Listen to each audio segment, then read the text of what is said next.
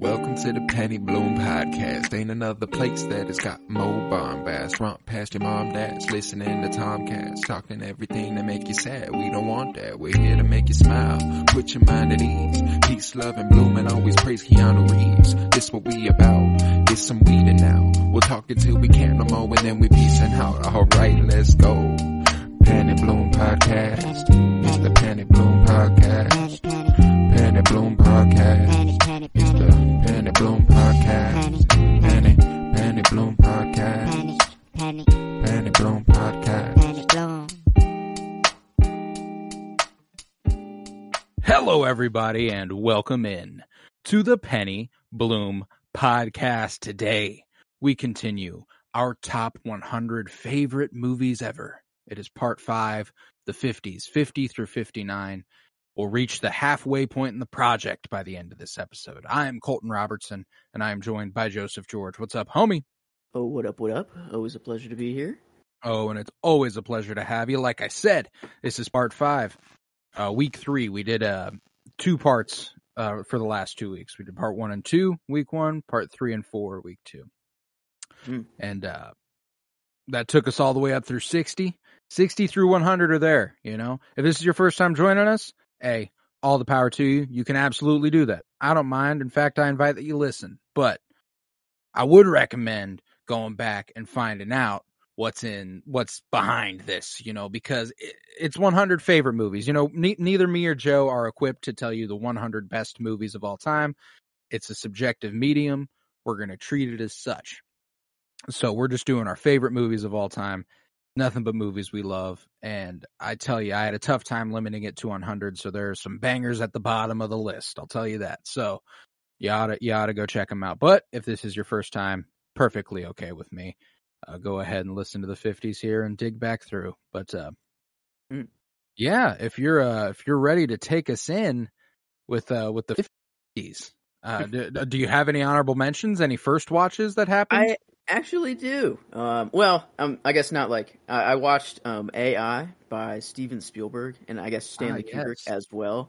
Would 100% make my list. I'd say probably up in like the 40s or 30s at least. Right. If I just had to take like a random guess, that would definitely make it. I rewatched The Amazing Spider-Man 1, the first one. And, you know, whenever I was putting my Spider-Man movies, I put Tobey and I put Spider-Verse up on here.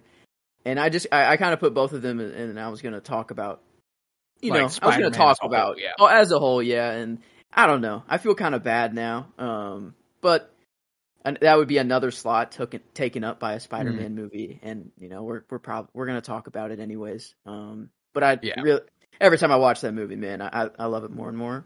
I thoroughly enjoy that movie, and Andrew Garfield's so damn good in it, man. Oh yeah, and then I love that. One more honorable mention that I just remembered, based off of my first one that I will talk about. It's a Denzel movie, and I don't know why. If there's like a serial killer in a movie, I have this weird obsession with serial killers, like a little bit, but like only in, like TV show and like a morbid fascination with the theoretical, the fictional, like never in real life. But there's a Denzel movie called The Bone Collector, and it's kind of like he's kind of like a Saw, Jigsaw kind of guy. I guess you haven't watched Saw, but like he leaves a lot of things, like I get the idea of it, though. For sure.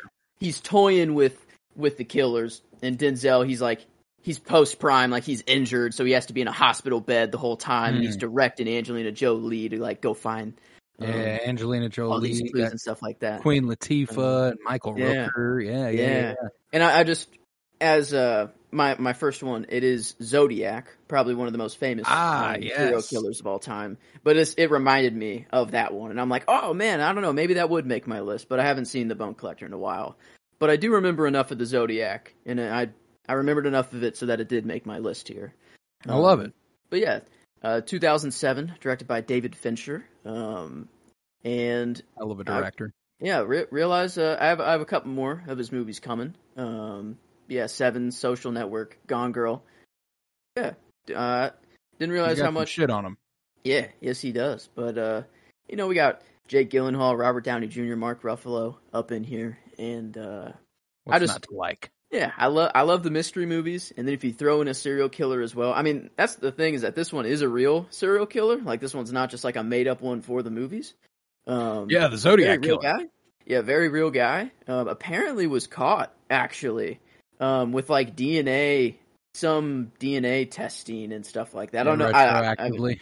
I haven't really looked into that at all. I don't know how like true that could be. And like, he's probably dead anyways, I'd say. I don't know, maybe he was already dead. They just found out who it was. Remember the whole Ted Cruz is the Zodiac killer thing? That was my favorite. For a little bit.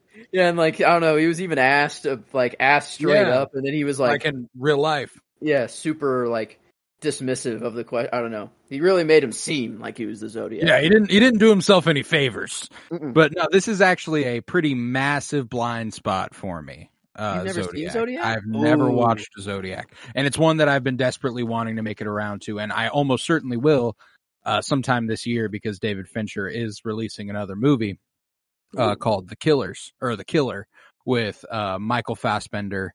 That's him? That's David Fincher? Okay. David Fincher also did Fight Club. Very, very, very good director. Yeah. So I'm familiar with his work. We covered Seven, which I'm sure will be on your list at some point. Mm-hmm. We covered Seven for the 52-year journey through film, and I thoroughly enjoyed it. The Social Network, also never watched The Social Network. Really want to. Gone Girl, I remember trying to watch it when I was like 14 and being like, I don't get what the fuck is happening, and just kind of tuning out. So like, Fincher is someone who I desperately need to make it back around to, and the same kind of goes for Fight Club. Fight Club's not on my list. That is one that I have seen in its entirety and fully understand and get the twists and everything, but like, I just have not watched it in close to 10 years. Like, I'd guess I was 16 when I watched Fight Club last. It's been a while. It will make my, not this episode. Fight Club's a good fucking movie, man. Like, it's just one that I haven't watched in a long time. But Zodiac, to round it out there, big blind spot for me that I so very badly want to make it around to. Yeah, it was. I probably watched this before I was into like Marvel and everything. Before I really knew Robert Downey as Iron Man. Right. So this might be like my first kind Mark Ruffalo as Hulk, or that's true. Jake Gyllenhaal as Mysterio. Yeah. Whoa, what a weird Marvel link up here. But yeah, it was. I didn't realize it at the time, but I think this was probably my introduction to RDJ and Mark Ruffalo and probably Jake Gyllenhaal as well. Probably all three of them. But it's, I don't know, just a very. I mean, kind of it is a 2007 movie. It came out in 2007, and now I'm like, kind of remembering it, but the suspense that builds is so good. This is considered one of the better suspense, like, true crime movies of all time. Like, it's very, very prominent, and I think the story. I mean, the story just kind of writes itself. I mean, it was.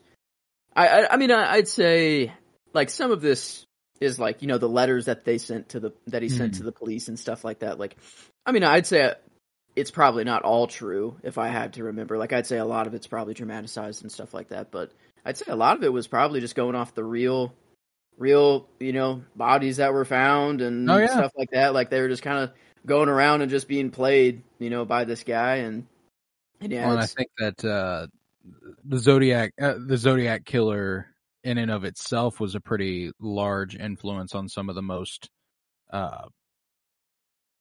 heinous characters that we've come to know, and I think that David Fincher is a very clear influence for multiple reasons on one of what I assume is a favorite of both of us, the Batman, Zodiac, and Seven, and all this kind of funneling into some fucked up movies, man. Like man, he's a little twisted. Yeah, but I don't know. I like that in movies sometimes. Like, absolutely.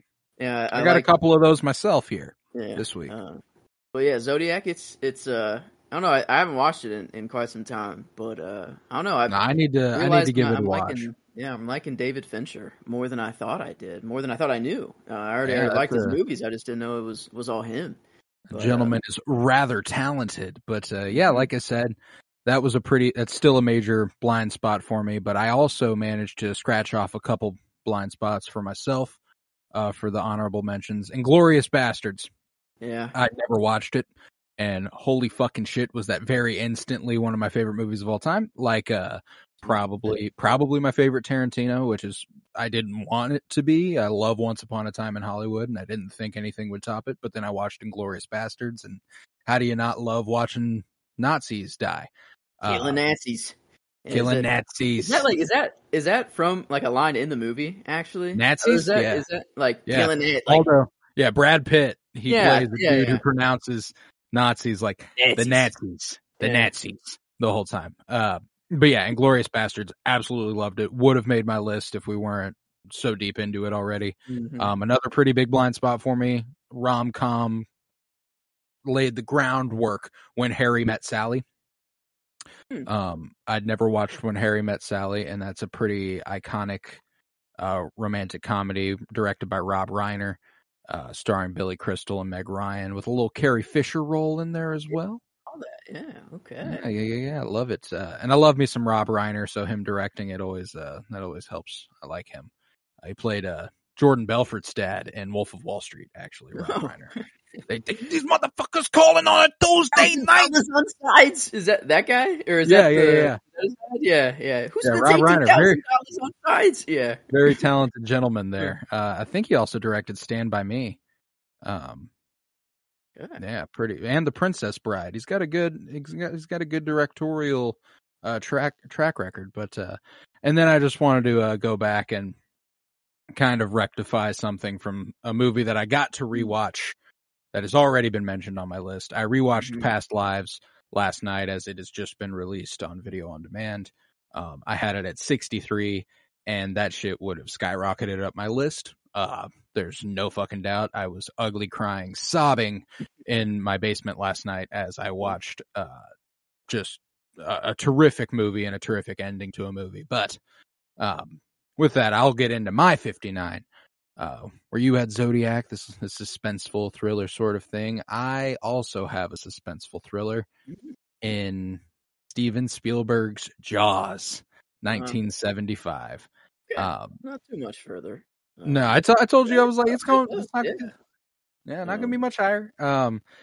It's a movie that I've always, I actually didn't get a chance to get around to it until we did it for the 52-year journey through film. I'd never watched Jaws before that. Maybe I did forever ago, but I didn't remember it.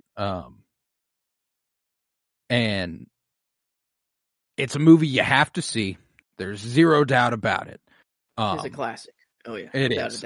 It's such a good fucking movie, man. But when I look at Spielberg's catalog, it's not the one I want to revisit the most. Yeah. In fact, this is the first of 3 Spielberg in a row here. It's I don't like him as much as this, so it's faring pretty well so far. Cause I think the lowest Spielberg I have is Kingdom of the Crystal Skull, which was at 81.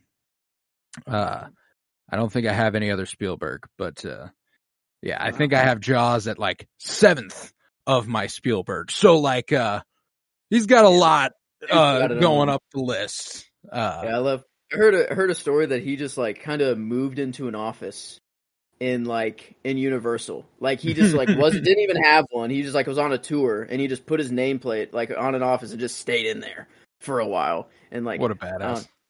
Dude, I don't know. The more I learn about him, I mean, dude just makes killer movies. Like he just knows how to make just movies. Dude's got it like that.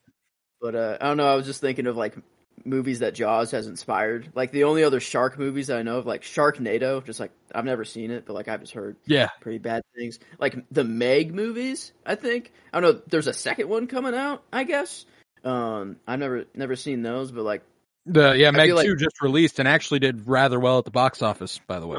Okay. I don't know. I feel like people just are like constantly chasing this Jaws, like 100%. Like, massively influential. Like I adore Steven Spielberg and I love Richard Dreyfuss as Hooper. It's one of my favorite roles of all time. There's a little line read in it that just makes me it makes me giggle every time, where there's 3 dudes gathered around a shark. And they're like the shark they kill the first time is like the foe. kill. You know, like they think they got him, but they definitely did, and it's just some shark they found. And Richard Dreyfuss is like, yo, you got a man-eater? That's very cool. I don't think it's the man-eater, though. You know, like, we got a problem. And these three guys are like, okay, what do you think this is? What is this thing? What's going on here? And Richard Dreyfuss goes, it's a tiger shark. And then one of those three guys turns around and he goes, a what? And it's just such a funny little moment that I absolutely adore. That it's a long walk for a short drink of water, but I think it is so fucking funny when he gets to that line read. Oh, what? Always kills me. I thought you were gonna talk about I remember a line of, man, it was something of like, "Are you drunk enough to even go on the ship?" Or like a drunk line or something like that. I don't know. Yeah, I'm not drunk enough to go on a boat, or something like that. Man, well, yeah, I don't know. Yeah, I don't know. Want to get drunk and fool? Oh no, that's not it. It's another. I don't know. I don't know why. One. I remember that line for some reason, but I can't remember the exact. Yes, you are. But, I think it's when the like one of the scarier jump scares is about to happen. Whenever like the head comes floating out of the boat, it's like right before that. I'm not drunk enough to go on a boat. Let's see. That's Google popped up with that. Just I'm not drunk enough to go on a boat. Maybe. Huh. Yeah, but I'm not drunk enough to go on a boat. Hooper. Yes, you are. Brody. No, I'm not. Hooper. Yes, you are. Okay, I guess maybe that's it. It's just the. Yeah, no, it's a pretty simple moment, but it's more the way it's acted that is really, really fulfilling. Like Richard Dreyfuss's delivery on like, yeah, you are.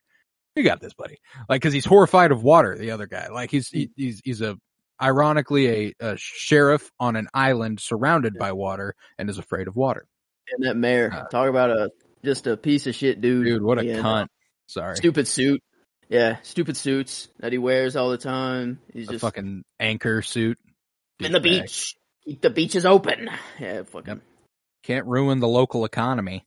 Worst but we can villain kill of all time in cinema history, right there. Amongst them. Well. But yeah, Jaws at 59 for me. I like that. Only separated by 3 spots. That is the new close. I think previously it was Rushmore. Yeah. Let's see. Rushmore was 4. 1, 2, 3. Oh, I guess it is 4. I just counted the movies in between. So it is tied with Rushmore there. Beautiful. But moving on here, I think it is one that you have already said. I think, or maybe it just barely didn't make your list, actually. This is my first Nolan film, I think. Did you say Dunkirk yet? Just off of my list. You were right. You were right there. But this is where I have Dunkirk. It was just a war movie that really surprised me and that I didn't really expect to really like. And I think it's just kind of the way the movie just kind of plays out. Like the whole week, the whole day, the whole hour, but all kind of at the same time, spread out, to last the same amount of time and everything. And that moment of the civilians, like just all going out there, like that one moment alone. Yeah. Like, God damn. I don't know. I don't like war. I'd rather avoid it at all costs, but man, that's just a sick ass war moment right there. And it's about saving lives, not about taking them in Dunkirk. And that makes it really, really satisfying and a much more enjoyable watch than a lot of war movies, I'd say. Oh yeah. And the, let's see. Oh, he's always, so far down, like so low on the cast. But the villain in Tenet, and he was, it's like Kenneth, Branagh. Branagh. He always just has a different kind of accent in every Nolan movie. And I'm curious on what the next one's going to be. What's next? What's next? But, no, this one, Dunkirk was, I don't know, just visually beautiful, like amazing. And, I don't know, I can't wait to watch. I think it was one of those movies in that folder that guy dropped of like the that folder that just had a bunch of movies in it that were like yeah. I think it was open in there. matte IMAX versions of movies. Yeah.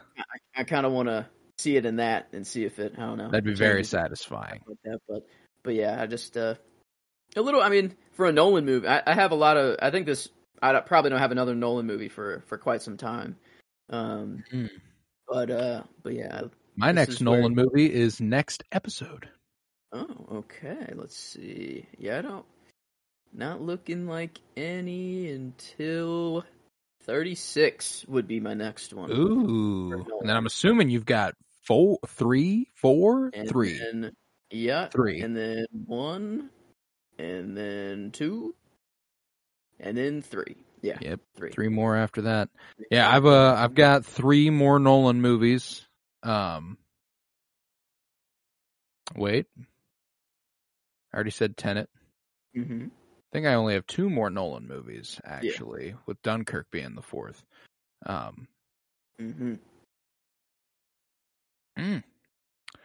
Didn't know I felt that way. Looking back at the, I'm like, do I still feel that way? Is when I made this list. We'll see. But no, I love that. My first Nolan since Tenet will be next episode. I had Tenet at 88.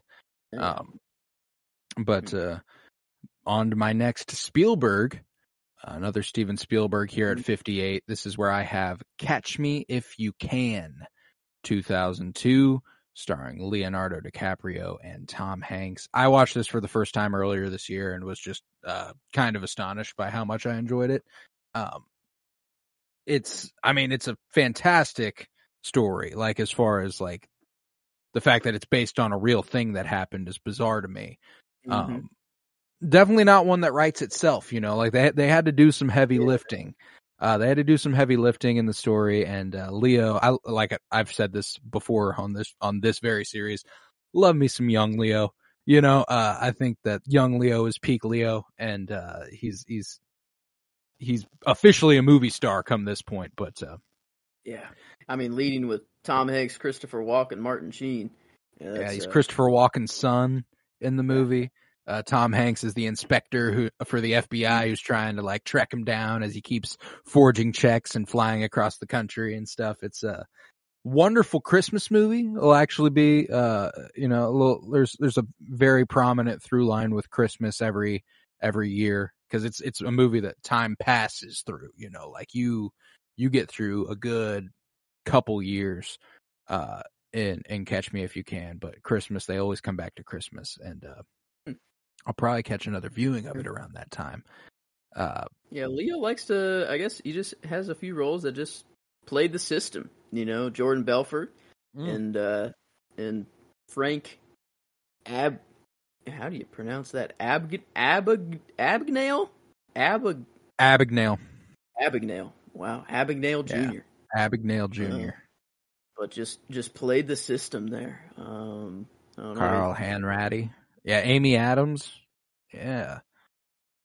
Jennifer Garner in a small role. Yeah, it's a super enjoyable movie, man. I think that, it has a flair that only Steven Spielberg has such a distinct style once you find it. Like, once you realize what it is, you watch enough Spielberg and you're like, oh, this distinctly feels like Spielberg. There's no way you could replicate this so easily. There's this one shot where like 3 FBI agents all walk into a place with their guns drawn, and it like starts on one gun and goes like pans right. Then another guy enters screen left, and it just focuses on his gun all the way across the screen. And then another one goes all the way back across the screen. And it's just nobody doing that besides Spielberg, bro. He's such a dork, and I fucking love it. I love that guy. But yeah, Catch Me If You Can, man. It's a fun one. It's one I haven't seen I have like faint memories of this movie. Like, I don't know why, like just bits and pieces. I remember like him in like a motel or something like that. And I think Tom Hanks like is kind of coming up in there, and he's just like, I think he even like face to face with them for a little bit. Oh yeah. No, they come face to face multiple times in the movie. The first time they come face to face, Leo, the whole thing is that Carl Hanratty, the agent, does not know what this man looks like. He only knows his name. Okay. So he tries to find him, and he goes to the room that Leo's in, and when Leo gets there, he's like, "You're too late. He's already gone." He's right. Like, I had a beat on him. I had a beat on him, and I thought I had him, but I just didn't. The craziest thing is this dude's like 17 during all of it. So like, for sure, yeah, he was almost on him. Just a con man. I don't know. He's got it on him like that. Passes the bar. Wow. Well, it's a big like question. Actually, or like how did he pass the bar? Like they're like, how did you fucking do this, man? Because he forged being a doctor. He forged being something else. An actual pilot, or was he just like? Yes, a pilot. That was the other thing. No, he was like a co-pilot. He never really had to fly planes. He just kind of had to be there. And then a lawyer. And Tom Hanks is always just badgering him. He's like, "How did you pass the bar? What'd you do there? How'd you manage that?" And that's kind of like they come back to that a couple times, and it's really cool. But yeah, man, I love me some Leo. Love me some Tom Hanks, and Spielberg's the shit. So it was a long time coming to get around to this movie, but now that I have, I'll enjoy it for the rest of my days. So catch me if you can at 58. Well, we're taking it to a complete opposite direction here. This is very Doomsday-esque movie here. It is 2007's I Am Legend. By Francis Lawrence. I don't know, I think I was kind of like in Zodiac. I was thinking of just like weird, just fucked up kind of movies. Mm-hmm. And this one, I don't know, I watched it like all the time. I remember just watching this movie over and over. And probably an early cry for me in my life too. Whenever he had to the dog, to like put down his dog. Oh my god, dude! I can deal with people dying. You know, like I mean, it'll still hit me. No, but the dogs, like, bro. Yeah, no, like I don't like that. I don't like it. But I don't know. It's just like a pretty cool zombie movie. Like they don't really seem like zombies either. Really, I don't know. It's like this weird kind of in between. Just kind of like they're only kind of zombies, but I get you. But I don't know, him just going around like in the movie store talking to the mannequins and stuff. Like just what you would do if you thought you were the only guy left on Earth, pretty much. Right. You know. And you know, luckily he was. I don't know if he was like a doctor before. Or if he got it like that after. Or if he was just like, well, gotta fucking try to figure something out. You know, like what else am I gonna do with my time? But just kind of, I don't know, in a badass too, with a gun, you know, he just kind of I was like, was he an army medic? Am I remembering that correctly? Might sound right. Yeah. I haven't seen this movie in fucking years. No, Robert Neville is a scientist who was unable to stop the spread of a terrible virus. Yeah. But I think probably my only Will Smith movie that I have on here. I almost had Men in Black. I almost did. So, I don't think I have a single Will Smith movie on mine. Yeah. Men in Black was close. I think that was one that was like just outside my. It's another one I just haven't seen in way too long. You know, But I don't know, this one, like, apparently there's multiple endings to this movie that I didn't really know about. The ending I know is him, you know, with the grenade running into the door, kaboom, and he lets the mother and the son, you know, go to that safe haven and live. But apparently there's another ending where it's reversed. Like, Will is the one who lives, and I guess the mother sacrificed. I don't know. I remember hearing that there was potentially a deleted alternate version of it. I'd say that's probably more likely. Not like another ending, just like it was. No, yeah, like an ending they were playing with, and they decided on the one that was probably a bit more meaningful. I Am Legend has an alternate ending that is preferred by many viewers, showing a different fate. An alternate ending reveals a darker side of Neville. He realizes he has to become the monster through his experiments and decides to make... I guess he infects himself in this ending. Maybe it's not the mom sacrifices herself. I don't know. But, wow, okay. But I've never seen that one. I've only seen the grenade sacrifice at the end there, and then they make it out all right in that like little town that was there. But yeah, I don't know. It was just a fucked up movie. I don't know. It's just a situation kind of that I think crosses like everyone's mind at one point. Like what if I was the last person alive? You know, like the last, like, what would I do? You know, like, what do you do at that point? Where would you go? You know, I get he was probably, I don't know, that's where he lived. I don't know if it was just New York City. It's where he lived, so that's just where he kind of stayed. But like, if you could go anywhere, if the world was just over and you were the only one, like, where would you plop down? Right. I don't know. Probably a city, I'd say. You know, you got a lot of different just stuff to ransack, whatever's left. You're not going to really find much out in farmland and stuff. Oh yeah, no. Probably a city. Yeah, probably a city. But I don't know if I could just choose anywhere. Probably like not the United States. Just for I don't know. I just wouldn't. I don't know. I just probably. Yeah, but then like boats, no issue. How do you get to the shore? You know, we are in Missouri. You got to take that into account. Like, are you willing to make the half? If I could just teleport, right? But you know, if I could just pop up anywhere, that's it. Yeah, getting to a place, that's a whole different story. We're in I guess we're in the right location to go anywhere in the U.S. We're like central. True. Go anywhere, but making that journey. It'd be nice to start near a massive city if you're gonna go to a massive city. You know, I think we could get away with Kansas City, but you know, New York wouldn't be terrible. You know, to be in at that whole time. City yourself, and maybe a few zombies or something. You know, I don't know. A few lions in there. I guess. I think lions. You got a little bit of a mixed bag there. If you got the higher, the denser population, you're probably going to run into more. Yeah, that's true. Yeah, maybe Kansas City is pretty ideal. Maybe we're in a good spot. Maybe we actually got not too big of a city, you know, but big enough to hold off until you eventually go. Or I don't know, maybe I'd go full. I forgot his character name in The Last of Us, but just full like small town. Not Joel. Steal not Joel, his friend.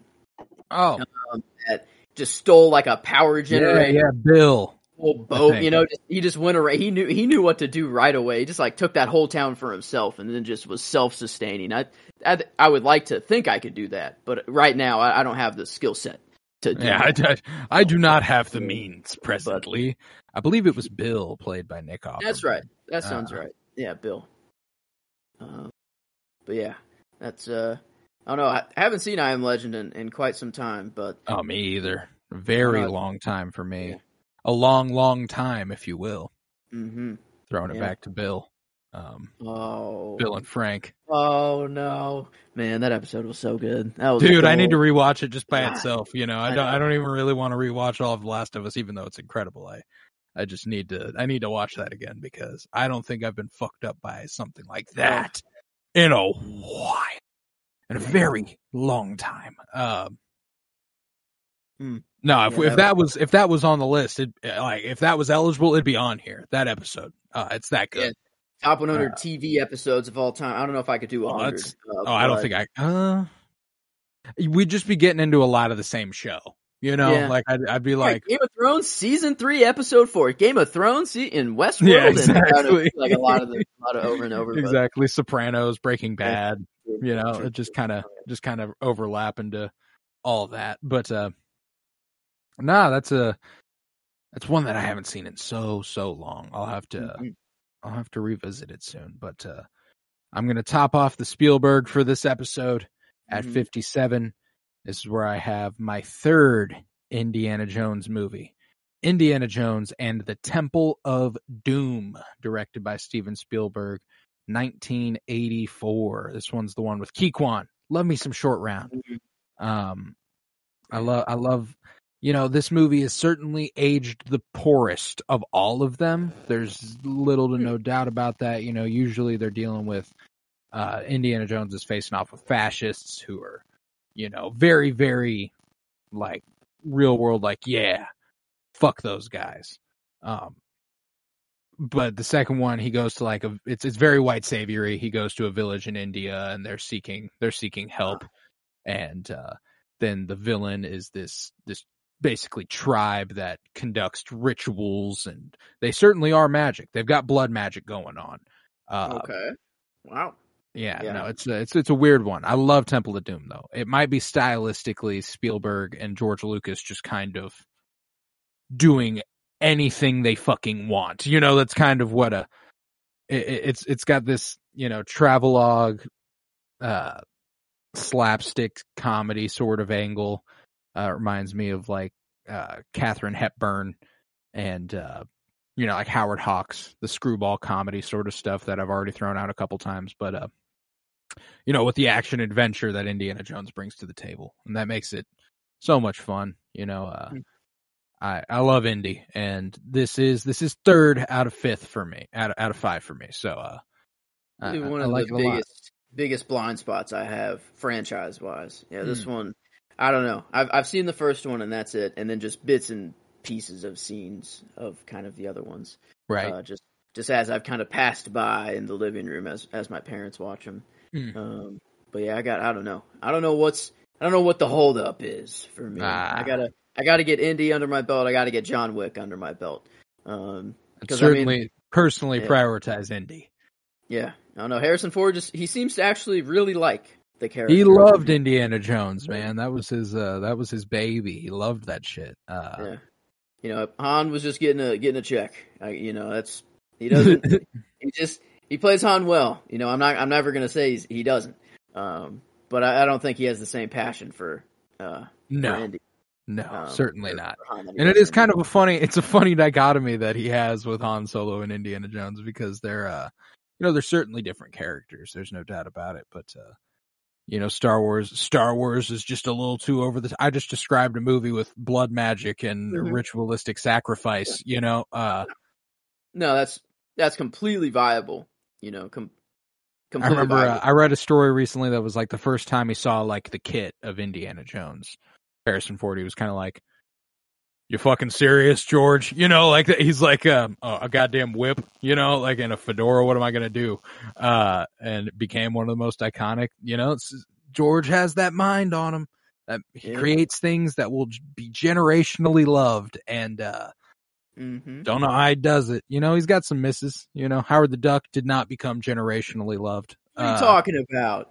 Definitely not. Yeah, not even close there. But Willow's got that cult classic thing to it, but that's also a George Lucas mind child. I love Indy. I love Indy. I love when he created Star Wars and Indy, though. Oh yeah, there's no doubt. And when you get Steven Spielberg, like that's the team. Oh, it's gonna go well. That's a dream team, right? Yeah, some creative minds at work. When it comes to like the prequel trilogy of Star Wars, I love George Lucas. I think he's a very talented storyteller. Him wanting to direct every prequel movie, we could have had it all, buddy. We could have had it all. Steven Spielberg was considered to direct a prequel. Frank Darabont, the director and writer of The Shawshank Redemption, was considered to direct The Phantom Menace. So like, it gave him a better sense of control over the thing he was making, of course. But it could have been real fucking good. And it was, I already love it, but it could have been even better. And that's kind of crazy to think about. But, this is one of those good examples where you take a wacky story that George Lucas conceptualizes, and then you hand it to a filmmaker who's just got absurd amounts of talent, and you get something like Temple of Doom, and it's a lot of fucking fun. Oh yeah. I don't know. The thing I just from Indy is just the music, the theme. Like I can hear that music all day, every day, and it's gonna make me feel good. It makes me just feel good. I'm already like, if I just hear it, I'm already happy. It's like, some hero moment has to be going on right now. I don't know what it is, but Raiders will not be for some fucking time, buddy. It'll be a while before we hear Raiders. I think, let's see. I do have it on mine. Yeah, it'll be in a little bit for me as well. Love it. Yeah, but yeah. Temple of Doom at 57 for me. All right. Well, moving on to 56. I got a Denzel movie here. And it's one that we did cover. It's 2007. Man, I'm just on a 2007 roll here, I guess. I got Zodiac, I Am Legend, and then now American Gangster. Yeah, they're all 2007. That's wild. Wow. But anyway, American Gangster by Ridley Scott. Love my boy Denzel and Russell Crowe here. That's $10,000 alpaca. You block that shit. A line $10,000 alpaca. 12,000. Something block like that shit. But man, I mean, just Frank Lucas, like what a badass this dude is. Like the movie version is fucking absurd. That'll stick with me is they're just chilling in that diner, just sitting there. He's like, "Hey, you want to see something? Check this out. Check this shit out." He goes over. Just who was it that he killed? Idris Elba. Yeah. I'm like, probably a big name actor, and he just goes over there. Just, what are you gonna do about it? Are you gonna shoot me right here? Yeah, that's exactly what I'm gonna do. And he just boom, takes what's owed to him. Yeah. Takes the money. It's like $20 or something back in his pocket. Oh yeah. Yeah, like goddamn. And all he was doing before was like pouring the salt onto the table and like playing with it and talking to his family about shit. Then he's like, "Oh, give me a second." He just like walks up to. I wonder if that salt pouring is like a little, because you still haven't seen it, but in Secret Invasion, Gravik, he's like obsessed with pouring sugar into his tea. Like that's it might have been sugar actually, and does it quite often in Secret Invasion. But wonder if there's a little inspiration there, a little influence.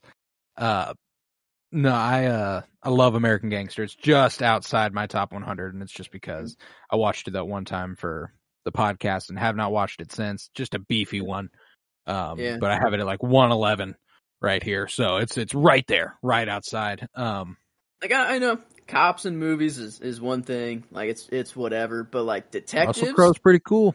Detectives, that's like a different ball game for me. Like that's like, I don't know. Like I almost wanted to be a detective at one point in my life. Like I felt like I'd be like, that'd just be but that's just probably too stressful. Like you just got to deal with some shit all the time. Like you got to walk into some crime scenes that you probably never will like get out of your brain ever and stuff. Yeah. So it's like, I don't know about that, but yeah, just Josh Brolin. Remember he like blew up his car or something like that. Yeah. Just a bunch of just G shit that Denzel did. Oh, dude. Movie, but the very like opening, whenever he like sets the dude on fire, and then while he's screaming, shoots him in the head, and it's like, what the fuck was the point of setting him on fire then? Like, what an insane man. Wow. Yeah, that's... I don't know. I wouldn't mess with Frank Lucas. That's for sure. No fucking way, man. Dude had the business. It's a movie with like a kick-ass ending too. Like in that alternate ending, did we watch the director's cut or the extended version or something like that? Yeah, I think we did. And it has that last little scene where, spoilers for American Gangster, but this is our top 100 favorite movies. We're gonna talk about them. Where, Denzel like gets out of prison and like Russell Crowe's the one who picks him up, and they go like walking through the streets and they're talking about what's changed and stuff. And it's like, that's kick ass, man. I love that ending. How they left that out. That was like, it was so good. Like at the end. Yeah, runtime, I guess. Yeah, true. I mean, 2 hours, 37 minutes. And that's not the version we watched. We watched a 3-hour version of that movie. Yeah. But man, I don't know. I love Denzel. It's not my top Denzel movie that I have, but it will be I think my first one that I've mentioned of him. Another honorable mention that probably would have made it if I would have watched it again would be the Equalizer franchise. Just a movie where Denzel can just be a badass. I don't know, right. No weapons needed. I don't know. He just starts his clock. And when he starts his stopwatch, it's over for anyone else in the room. Oh fuck yeah! And I don't know. I'm excited for the new one to come out, Equalizer 3. Yeah. To see that whenever it does come out. But yeah. That's pretty soon, if I remember correctly, unless they're deciding to delay it. Yeah, true. I've seen just trailers for it all the time. Let's see, slated to come out in September 1st. Wow. Yeah, I guess if that's September. I thought it was September, but I thought it was more middle of September. So too close to delay now, if I had to say so myself. Yeah. That's Antoine Fuqua too. I didn't realize that was his franchise. He also did Training Day. Yeah. So and that close collaborator. Didn't quite make my list. Training Day didn't, but nor mine. But it was shamefully. I don't have a Denzel movie on my list, and that one was the closest to making it. That's all it's right. just I haven't revisited Denzel in a while. I ironically enough do have a John David Washington movie in Tenet. His son there, but yeah. But we got the legacy. It's all right. It's close enough. Yeah, I'll do Denzel justice eventually. I mean, I got a movie for him. Yeah, I trust you. I trust you there. But when it comes to my 56, certainly no American Gangster. Not in subject matter. You know, when it comes to Frank Lucas, you're certainly not looking at the same guy as, say, Paddington Brown, the bear, from Paddington 2, 2017, directed by Paul King. Can that be the graphic for this one, please? Oh, yes. Okay, Paddington. I don't know.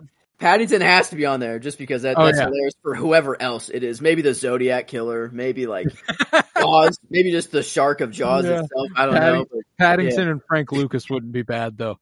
No, I fucking adore Paddington too, man.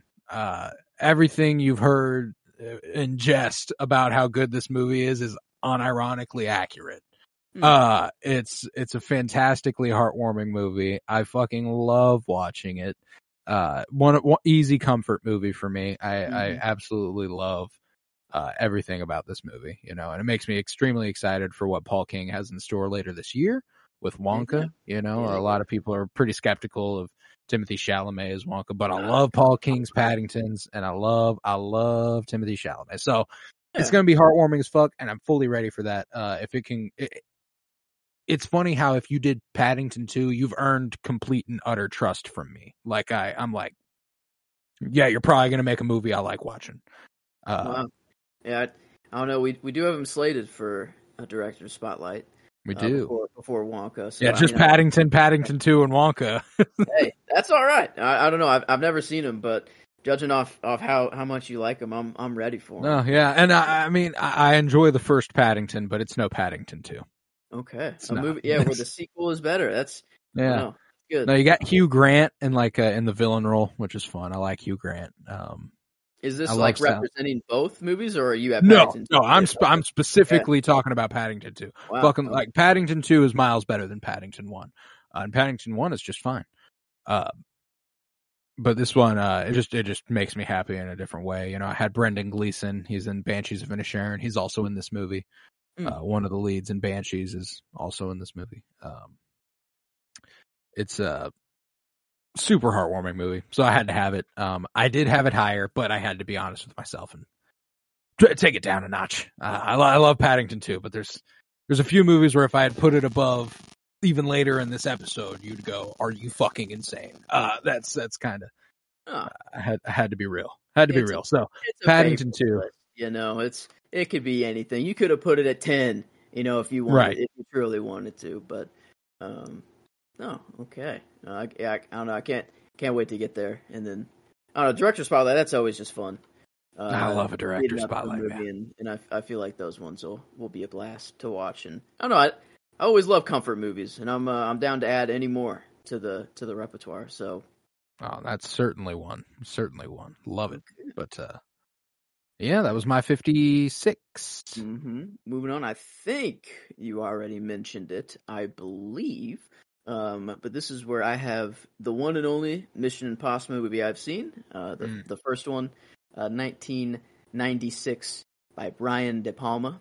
And I don't know, it's just a franchise I haven't really seen, and I have really only seen the first one. And I don't know, I really want to see all the rest of them, but there is a whole lot to get to. I think I'll go Indy and John Wick first before I go into the Mission Impossible.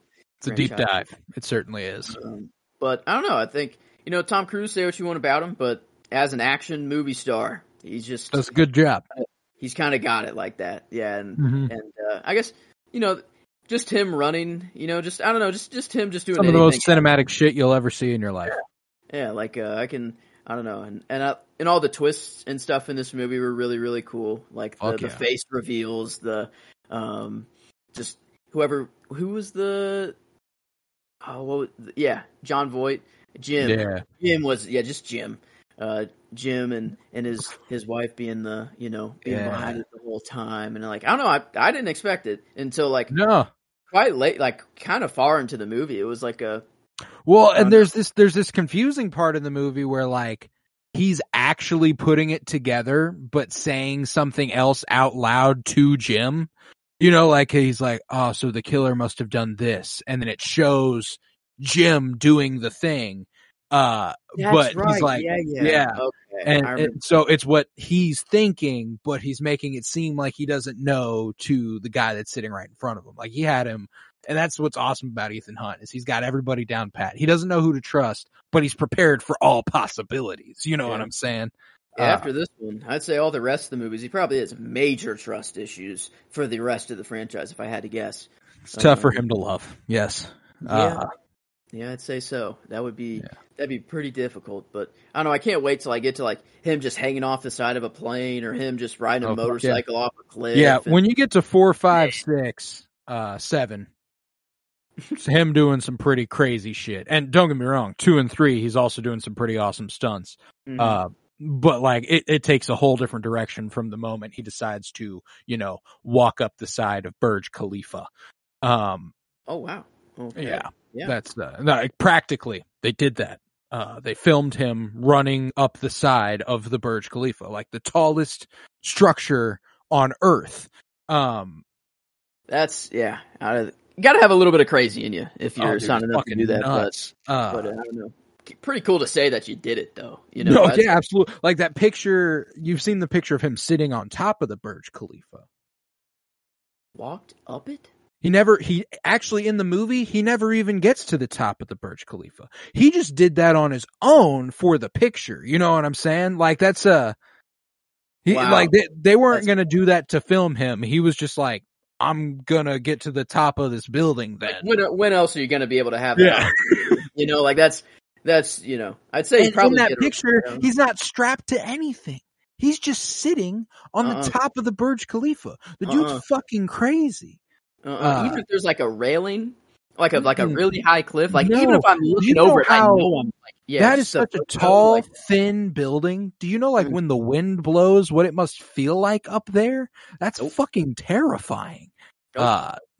Dude's fucking crazy, but it's made for some pretty epic shit in movies. And yeah, man, talking about the Mission Impossible franchise, I fucking love the Mission Impossible franchise, man. It is so fucking good. But yeah, I had a Mission Impossible at 77. It's just such an interesting franchise where there's something good about every movie. And like in most ways completely different things. Like Mission Impossible 3 is pretty widely considered the worst Mission Impossible movie. But pretty much everyone agrees that it had easily the best villain in the franchise. It's like there's something always nice to pick out. There's always something entertaining at the very least about those movies. Is there one like a bathroom fight scene with Henry Cavill? Is that a Mission Impossible? That is the sixth one. Sixth one. Yeah. I don't know. I just saw that on Twitter. Him like charging up his arms. Yeah, reloading them, getting ready for a fight. Yeah, I don't know. That fight sequence is nuts. I've never seen the whole thing, and I just watched the whole sequence on that. I'm like, what's even more insane is that is like a fucking. It's like a nothing point in the movie as far as like how awesome shit gets. Like that's just a little bit. Just a little bit of a movie. Damn. Yeah, that shit's dealing with like nuclear weapons and like, oh god, is this gonna go off? What do we do to protect the world? Like it's the franchise gets fucking huge, man. It gets ridiculous. Gotta elevate. Yeah, gotta elevate. And the last until they're dealing with a super powered AI. I don't know. Sounds pretty sweet. For the new one. I enjoy it thoroughly. But yeah, fuck yeah, man. I love Mission Impossible. So that's your 55? Mm-hmm. It is. All right, my 55. This is where I have a critically acclaimed classic called Paris, Texas, 1984, directed by Wim Wenders. The reason this is here... What's that? Is there an actual Paris, Texas? Like, is that? Yeah, there is a real city called Paris, Texas. I believe there's also a Paris, Tennessee, maybe. Okay. Yeah, Paris, Texas is a city in Texas. Paris, Arkansas, and Paris, Tennessee. Yeah, they all got Parises. But no, Paris, Texas, it's on here because it's genuinely one of the most visually beautiful movies I've ever seen. Just an excruciatingly well shot film. It's not even like there's no like epic imagery that's like, oh my God, how is this even possible? It's just shooting shit that you see daily and making it gorgeous. And that's like one of those things that I'll always appreciate. And if you do that the entire fucking movie, I mean, goddamn, it's gonna go well. Harry Dean Stanton. I don't know. It looks just very like unique. Oh, like I don't know. It does have a the story's not a thrilling one. It's not like, oh God, what's gonna happen? You know, it's just kind of like, here's the story of this guy. Kind of lost it a little bit, or did he? You don't really. Is he just deciding to be like this, or is he lost it? It's a bizarre thing Harry Dean Stanton has going on in this movie. He has an ex-wife who, you know, he's also got a kid who he left behind, but you don't like. It's just a weird fucking movie. I've only watched it once, and it was just very instantly like, oh my God, this shit is fucking beautiful. Like, if there's any reason to revisit it, it's just to look at it. And I absolutely love it. I don't have much to say about it, but Paris, Texas is a strong recommendation for me if you're looking for just gorgeous, gorgeous filmmaking. Well, I think, let's see. Yeah, next one, not very, I guess it's somewhat visually okay, but more for the story here that I like this one. This is, I got a Tarantino coming up for me. This is where I have Django Unchained, 2012 for me. And I put it up a lot higher whenever I first had it on here. And then it just sort of just kept creeping down a little bit. And maybe it is just because I haven't seen it in a little bit. But we were talking about, like, you were watching Inglourious Bastards, and we're like, yeah, you can't really go wrong with killing Nazis. You know, if you're killing Nazis, it's probably going to be a good time. Dope. But a previous slave, and I guess kind of technically still a slave in the movie. That is, but you know, it is what it is. But killing slave owners, pretty Baller. sick. And then, you know, being reunited with his long lost love is also nice. Broomhilda. Yeah. And Christoph Waltz, you know, just his his accent that he has in there. I don't know. I don't know. I think I like Jamie Foxx's performance much more. And man. Dude's just a badass. Like, whenever he's in the final, like, house scene where he's just killing everybody. I love that shit. Like, man, I feel like there's a line that he says, like, right before, like, they just get down to it or something like that. But, oh man, I don't know. Just the action, just the sheer amount of blood that just pops off in that movie, like, just in that one scene right there is insane. And yeah, Samuel L. Jackson. There's like a gunshot where he hits a woman and she flies in a completely not the direction she would go flying, and it's absolutely fucking awesome and campy and just ridiculous. And I love that movie, man. And it's one that I've only seen once, but the line was, "I like the way you die, boy." That's Oh my God. Yeah, no, that's, I don't know. And just like how it opens, you know, Christoph Waltz, he's like a traveling dentist or something like that. Yeah. Like, he just has that, like, dentist cart, and he's just coming up, and he's like, and then just kills those two, the owners or whatever, and he's like, all right. You know, I don't know if he was specifically looking for Django, or if he just kind of stumbled across. I forgot how the story really starts. The launching off point, I can't recall what that specifically is. Yeah, he's just a bounty hunter. So maybe the dentist cart was just like a facade or something. Right. But yeah, I don't know. Just a movie I definitely have to revisit and watch again. I don't know, one of the most famous Leo, I guess, in what's the word? Trivia, fun facts. You know, that dude actually cut his hand open there and just, you know, held it together. But he can't really kiss I was gonna say the same shit or whatever it is. You know, it's like, yeah, you can hold it down for that, but it's got to take about 20 takes to kiss a woman above 26. Yeah, but you know, Leo's Leo. You know, we got, you know, he's very talented, man. Yeah, talented guy. But I don't know, that's more of a Jamie Foxx and Christoph Waltz movie there. That's sure. Christoph Waltz and Jamie Foxx, man, they are so good. I've just come to really appreciate Jamie Foxx and, like, just how talented that man is. Like, he's so ridiculously versatile. Yeah. A Funny, fucking gorgeous singing voice. Yeah. He might have the best Donald Trump impression I've ever heard. Yes, he can impersonate like anyone too. Dude's it's incredible. Crazy how many voices he has. Yeah, he's so talented. Motherfucker Jones in Horrible Bosses. I don't know if you've ever seen that comedy. Fucking incredible. Strongly recommend that. Not on my list, but Horrible Bosses is brilliant. Then Strays coming up, a new just the actually out last weekend. Yeah. Oh, yeah. It is out. Okay, cool. Yeah, it came out. I was thinking about, but Soul. I already mentioned that a little bit ago, and I'm sure it'll appear on yours. But I mentioned Collateral as an honorable mention. Jamie Foxx is just so ridiculously talented, and I'll never tire of the man. We'll get back to Jamie this episode. Actually, lovely. Yeah, this is Django will be below that one for me at least, but yeah. Out of the Tarantino, I guess out of Tarantino, this is.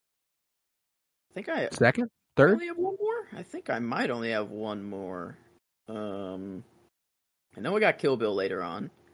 I think that might be it for Tarantino for me, because I haven't seen Once Upon a Time in Hollywood yet. Just judging by all the things I've heard about that movie, I feel like it would make my list after I watch it. But yeah, I think that is my last, or my. I think that's it for Tarantino here for me. Is this Django and Kill Bill? But Kill Bill will be a little later on for me. Gotcha. But. Yeah, Django is just off my list. Probably my fourth Tarantino after watching Inglourious Basterds. It was previously top 3, but yeah, that'd probably be another one above Django off what I'm hearing. Oh man, I don't know. But, they're both really fucking good. It's hard to compare since I'm fresh off of Inglourious Basterds, but I don't know. We'll have to see. But I'm going to a pretty undisputed classic in my next one. And I know it's one that you're going to have and higher. I originally had it much lower. I gave it a rewatch and it shot up my list. We talked about this whenever that time came around. It's my first Stanley Kubrick of the episode, The Shining, 1980. Previously in my 80s also. And then I gave it a rewatch. We got a cool crossover coming a little later for The Shining. I love that. I mean, barely a small part of the movie, but it is pretty cool that it happened this episode. Oh yeah, fuck yeah! I already know what you're coming with. But no, I love this movie, man. And it was only my second watch when I revisited it, which is why it was in the 80s. But upon seeing it a second time, I mean, holy shit, man! What a well-made movie, just ridiculously good. Like barely really anything happens, it's just the slow turn, like just getting a little bit more crazy over time, and you're like, just something's about to happen. You're like, something's gonna go down. I just don't know what it's gonna be. And yeah, what a weird turn it takes. Like whenever it shows like the people in the room, like that line, like whatever costume that dude's in, giving another guy head, and just going through the hotel. It's like, what the fuck is going on? So it's here? like actually haunted, but it's like you don't know. And then like he's in the picture at the end. You're like, what's that? What's that mean? It's like it's a whole just fucking. It's a mind fuck. No, man. I came to appreciate it so much more, and I'm sure that if I watched it a third time, it'd climb even higher up this list. Like it's so damn good. It is, however, 3 of 3 on my list for Kubrick movies. I got 2 more ahead of it. Okay. I think it is my top Kubrick, I believe. Nice. For me. I love this movie, man. Jack Nicholson's so damn good in it. As like she doesn't get a lot of credit, I don't think, not nearly enough. But Shelley Duvall, I think she's fucking amazing in this movie. And I'll never tire of it. I certainly won't. Probably one of the first like good horror kind of thriller movies that I just watched, and it's just stuck with me. And yeah, no, it does that. Red rum. There's so many like just cool things in that movie. Like the maze is cool for no reason. I love the maze, man. Yeah, like I don't know, just like a lot of really cool things in that movie. And my cousins went to go visit like the hotel, I guess, and they came back and said it was a pretty cool experience. Oh, the Overlook Hotel. Yeah. Apparently it's a little different than in the movie, I guess. Like it doesn't really look exactly the same. I don't know, or maybe I'm remembering that wrong. Maybe I'm switching that with a different. No, maybe that's a different hotel of like some other. I'm not sure, but I don't know. I haven't visited myself, but I think eventually one day I'll make it down there and maybe go a little crazy. Yeah, I'm a delivery driver, so every time I deliver to a hotel, I like really don't want it to be room 237. You know what I'm saying? I'm like, number. Yeah, that's I don't know. There's like a lot of moon landing conspiracy stuff in that movie too, like which is really weird. Like what's the kid's name? Little Red Rum Boy, I guess. Lil Jack, wearing an Apollo sweatshirt kind of thing. Danny. Yeah, and room 237, the moon at the closest point is 237,000 miles away. And you specifically, I don't know. It's probably just a coincidence, and like it's but Apollo shirt. It's 1970. They landed on the moon the year before, so it's like probably just coincidence. But this movie, it actually has a sequel, which I didn't know until recently. Dr. Sleep, starring Ewan McGregor. Ewan McGregor plays Danny, grown up. Excuse me? Yeah, apparently it's a fucking amazing sequel. 2019. Wow. Yeah, it's got a little bit of an age to it, but as far as going this long without hearing of it. Written by Stephen King as well. Okay. Wow. I've never heard of this. I'll have to give that a watch. Yeah. For sure. But wow. Yeah, I never even heard of that. Dr. Sleep. Gotta check it out. Yeah. Okay. Well, quite the switch up here. From thriller horror to just classic comedy here. Probably my favorite. I think this is the top comedy I have, if I had to guess. My favorite comedy of all time, and it's Dumb and Dumber, 1994, by Peter Farrelly and Bob Farrelly. Peter and Bab.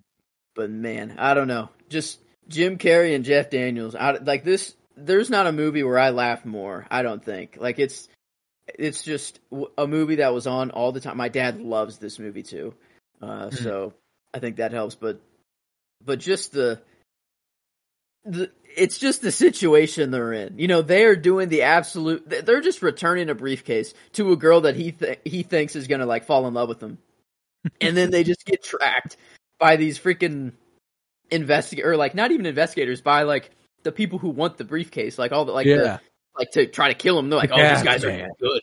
These guys are good. How do they know I have gas? Yeah, they're always a step ahead of us. I don't know how they do it, but God, and like the switching of like his pills with like the rat poison or whatever. Like, and now it's like, oh my God, they killed him. Like, holy shit, these guys will stop at nothing.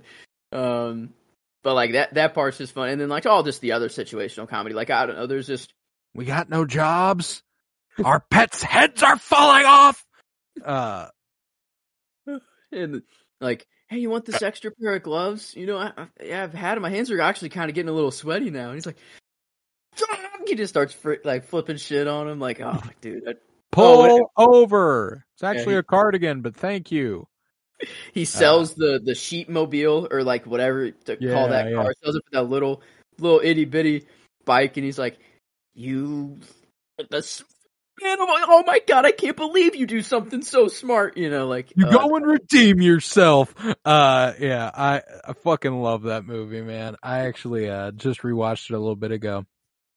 Showed Emily for apparently the first time. I didn't realize that we hadn't watched it together. She'd never seen Dumb and Dumber, and she thought it was hilarious, which I really appreciated. But yeah, man, it's such a fun watch. It's certainly the predecessor to Step Brothers. I don't think there is no Step Brothers without Dumb and Dumber. That's true. Yeah, that makes a whole lot of sense. Yeah, that's I don't know. I had Step Brothers earlier, but there's no way I'm putting Step Brothers above Dumb and Dumber for me. That's Get just the hell out of here. Yeah, I fucking love that movie. Snowball fight. Oh my god. Yeah, whenever he just chucks that. Boom. Yeah, like 5 feet away, like barely. Oh my god. Yeah, that movie's fucking funny, man. We landed on the moon. You know, it's just paper from years ago. 30 years ago. Bar. Yeah, the theme's like old time, just like having paper in there. He's just waiting, you know. It was like, I guess he even got in there like 12 hours early or something like that. Yeah, because like, he thought 10:45 or 9:45 was 9:45 a.m. not p.m. And the outfit he was wearing too, like the whole cowboy fit, like the little like danglies off his arm. Oh my god! Man. Oh man.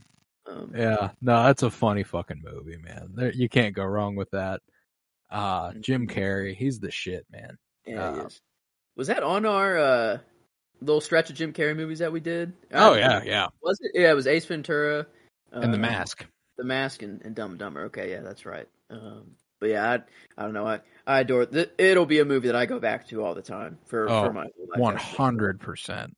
Just so fucking funny. Yeah. And with the bus of bikini models or whatever, like it's that way. It sounds that way. Like, oh man, there's a couple of lucky guys whose lives are gonna change. Yeah. You idiot. Hails them.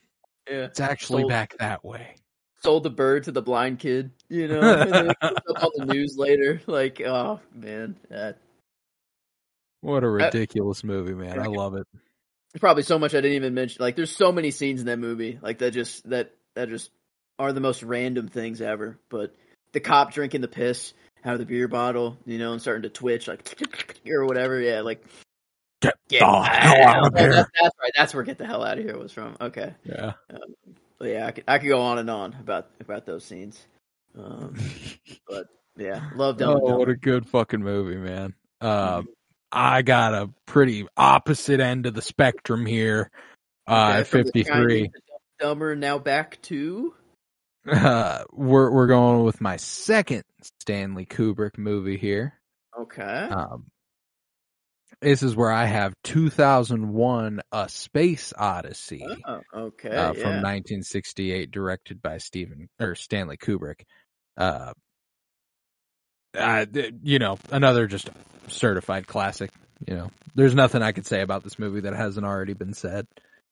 It's that good. Every single good thing you've ever heard about this movie is, again, extremely accurate. This is kind of walks so Star Wars could fly.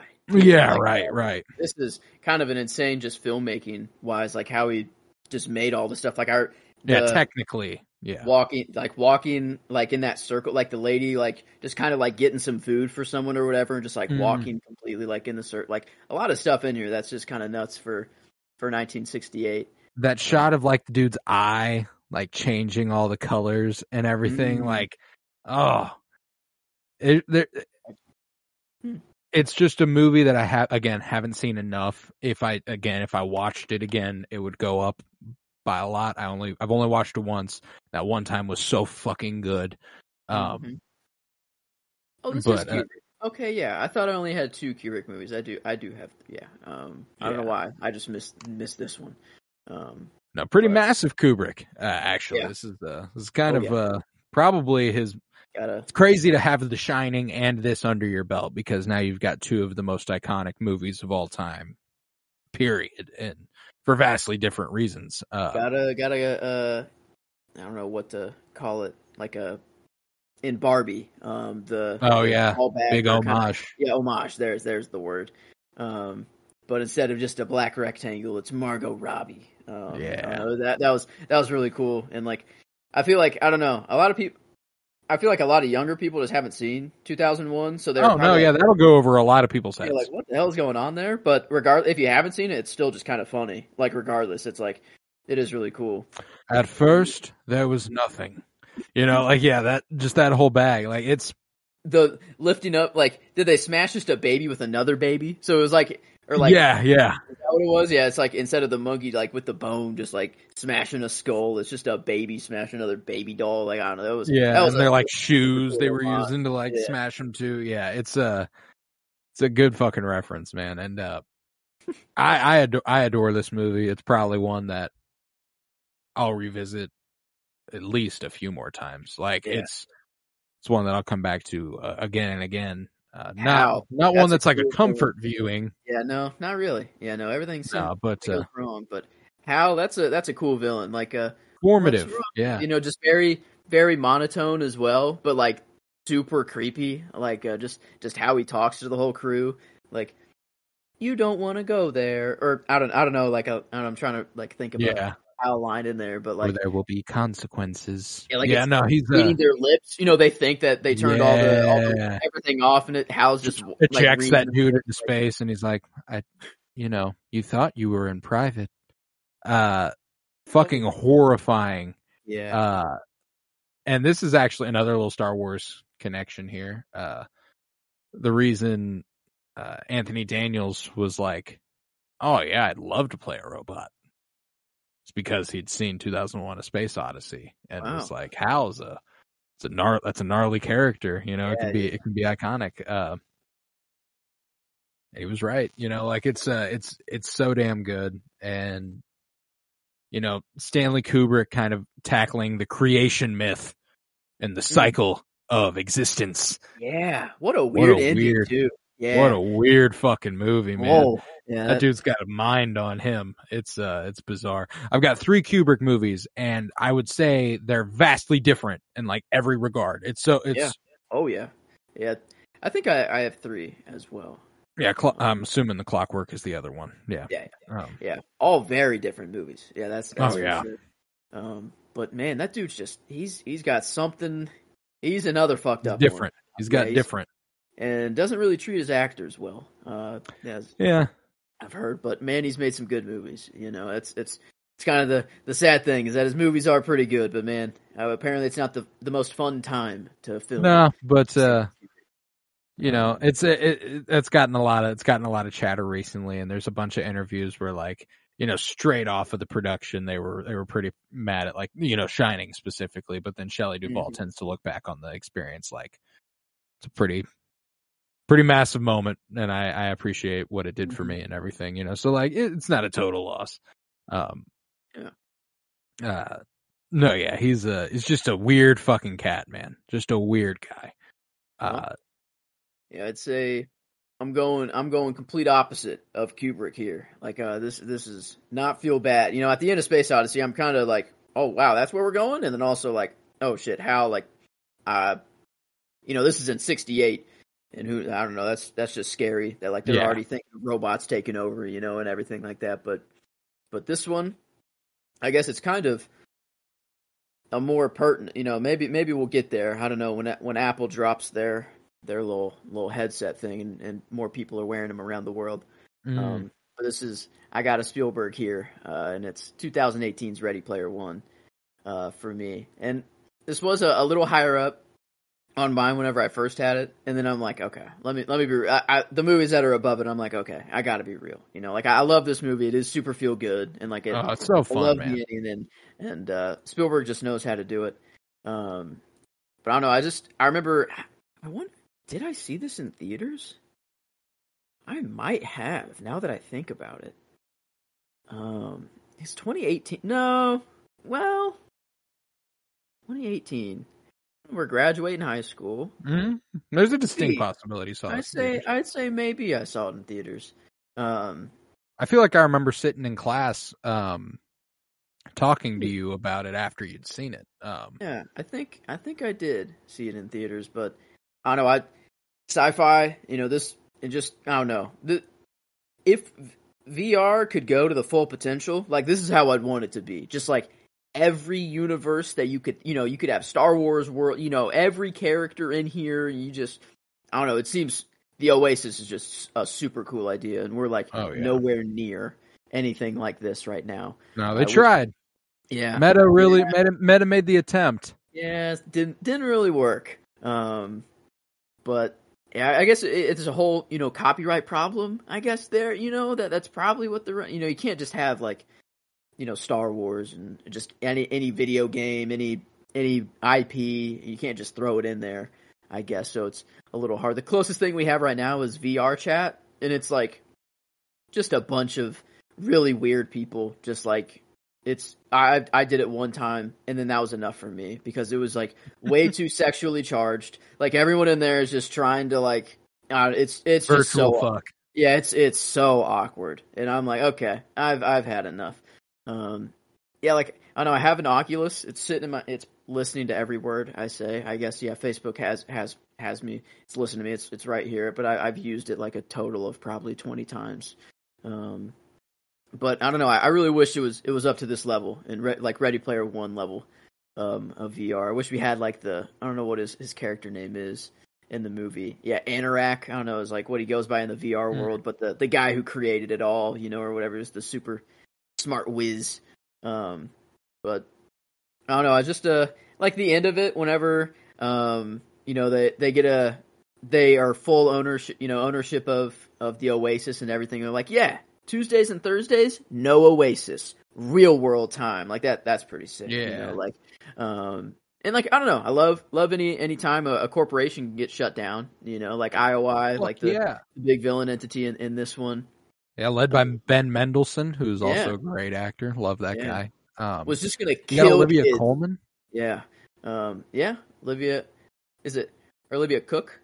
Cook, yeah. Cook? Yeah. Olivia Cook. Olivia Colman is in Secret Invasion with Ben Mendelsohn. Ah, there it is. But yeah, their crew was so cool. Like the top 5 that were making it, and the whole world's tuning in. Everyone knows who they are, but no one knows who they are in real life at all. Mm-hmm. They just know like their avatar sort of thing. And then like the call at the end when he puts the camera up and he's like, "It's Parzival, and we're on the last world. We need you all to come." It's kind of like that,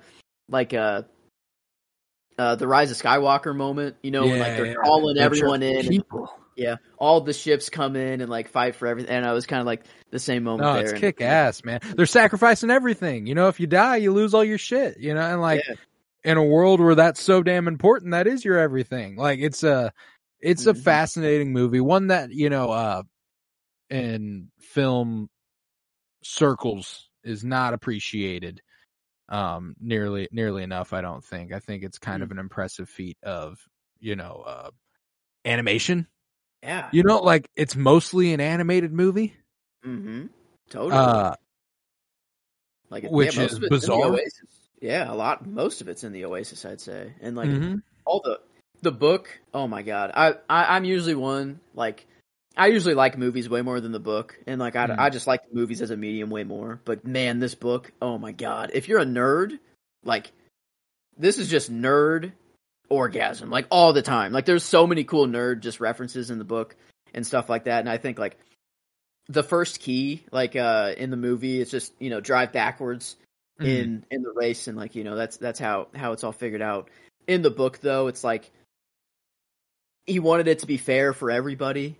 So, like, it was in the world where schools were, so no one could fight, you can't die, like, nothing can happen, but it's, like, just out in, like, a random cave, and, like, you just gotta go, like, find it with, like, a bunch of clues, and, like, what was his favorite game back in the... I don't know, it was just, like, it was a lot more, like, equal, like, anyone could obtain it, in the book. I think that was a lot cooler, but wouldn't have really made for a fun, a movie. I think for the movie, it worked a whole lot better the way Spielberg took it. Yeah.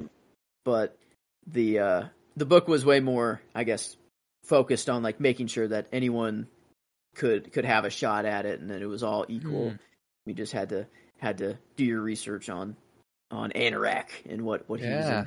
Nah, man, I have a great time every time I watch this movie. I think it's just so fucking fun, and little Shining reference in it too. Yeah, a little Shining, a little bit of everything referenced in that. Warner Brothers threw the bag at it. They were like, let's give you everything we have. And they did it again with like Space Jam 2, and then did it again with like, all Free Guy, kind of in the same vein where it's a bunch of Disney references and stuff. But Ready Player One kind of lays the groundwork for that. Yeah, no, I don't know. Sci-fi, it's already ticking the boxes in like a cool like it felt like a story at the time that was like, oh, VR is getting big. We might go here, like in this direction. Like it's kind of dying off now. Like it doesn't really seem that we're quite there yet at all.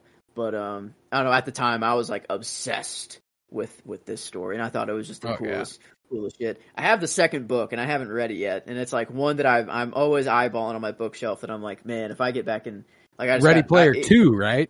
Yeah, I think so. Yeah, yep, Ready Player 2. Yeah, haven't quite given that one a read, but I don't know. I love that first book. It's like one of the only books I've actually like reread multiple times. Oh yeah, love a good reread. Love a good reread. It's a good one. Didn't make my top 100. It was close. When it actually comes to my Spielberg, like it just speaks to the level of a catalog Spielberg has, because I have my little Spielberg ranking list on Letterboxd. I have that at 12 out of 14. Yeah, and the dude's just got crazy movies. Like it's just the level. I didn't even know this was him. Like until I was putting it in my list, and I'm like, oh shit, this is Spielberg. Like, this dude's just. There's so many movies like that where you'll go, man, this is pretty well known. This is pretty much a classic. Oh, it's also Steven Spielberg. Makes sense. Yeah. Now it makes sense. I love that. But my 52, this is my Scorsese of the episode. And I think my first Scorsese on the list so far. First of 3, I want to say. Maybe 2. Maybe only. No, 3. But this is where I have 2010's Shutter Island, directed by Martin Scorsese, starring Leo and Mark Ruffalo, Ben Kingsley and Michelle Williams and Emily Mortimer and just Max von Sydow. Just a ridiculous cast and a ridiculously wild movie. You know, I watched this for the first time earlier this year, and we will be talking about it in full whenever Killers of the Flower Moon is about to come out. We're doing a director spotlight, which is actually going to be the first thing we do after the Top 100 project. So Shutter Island, that will be, we'll be giving a whole episode to it, as it deserves, because what a gnarly fucking movie, man. Absolutely insane. It's a wonderful visual experience too.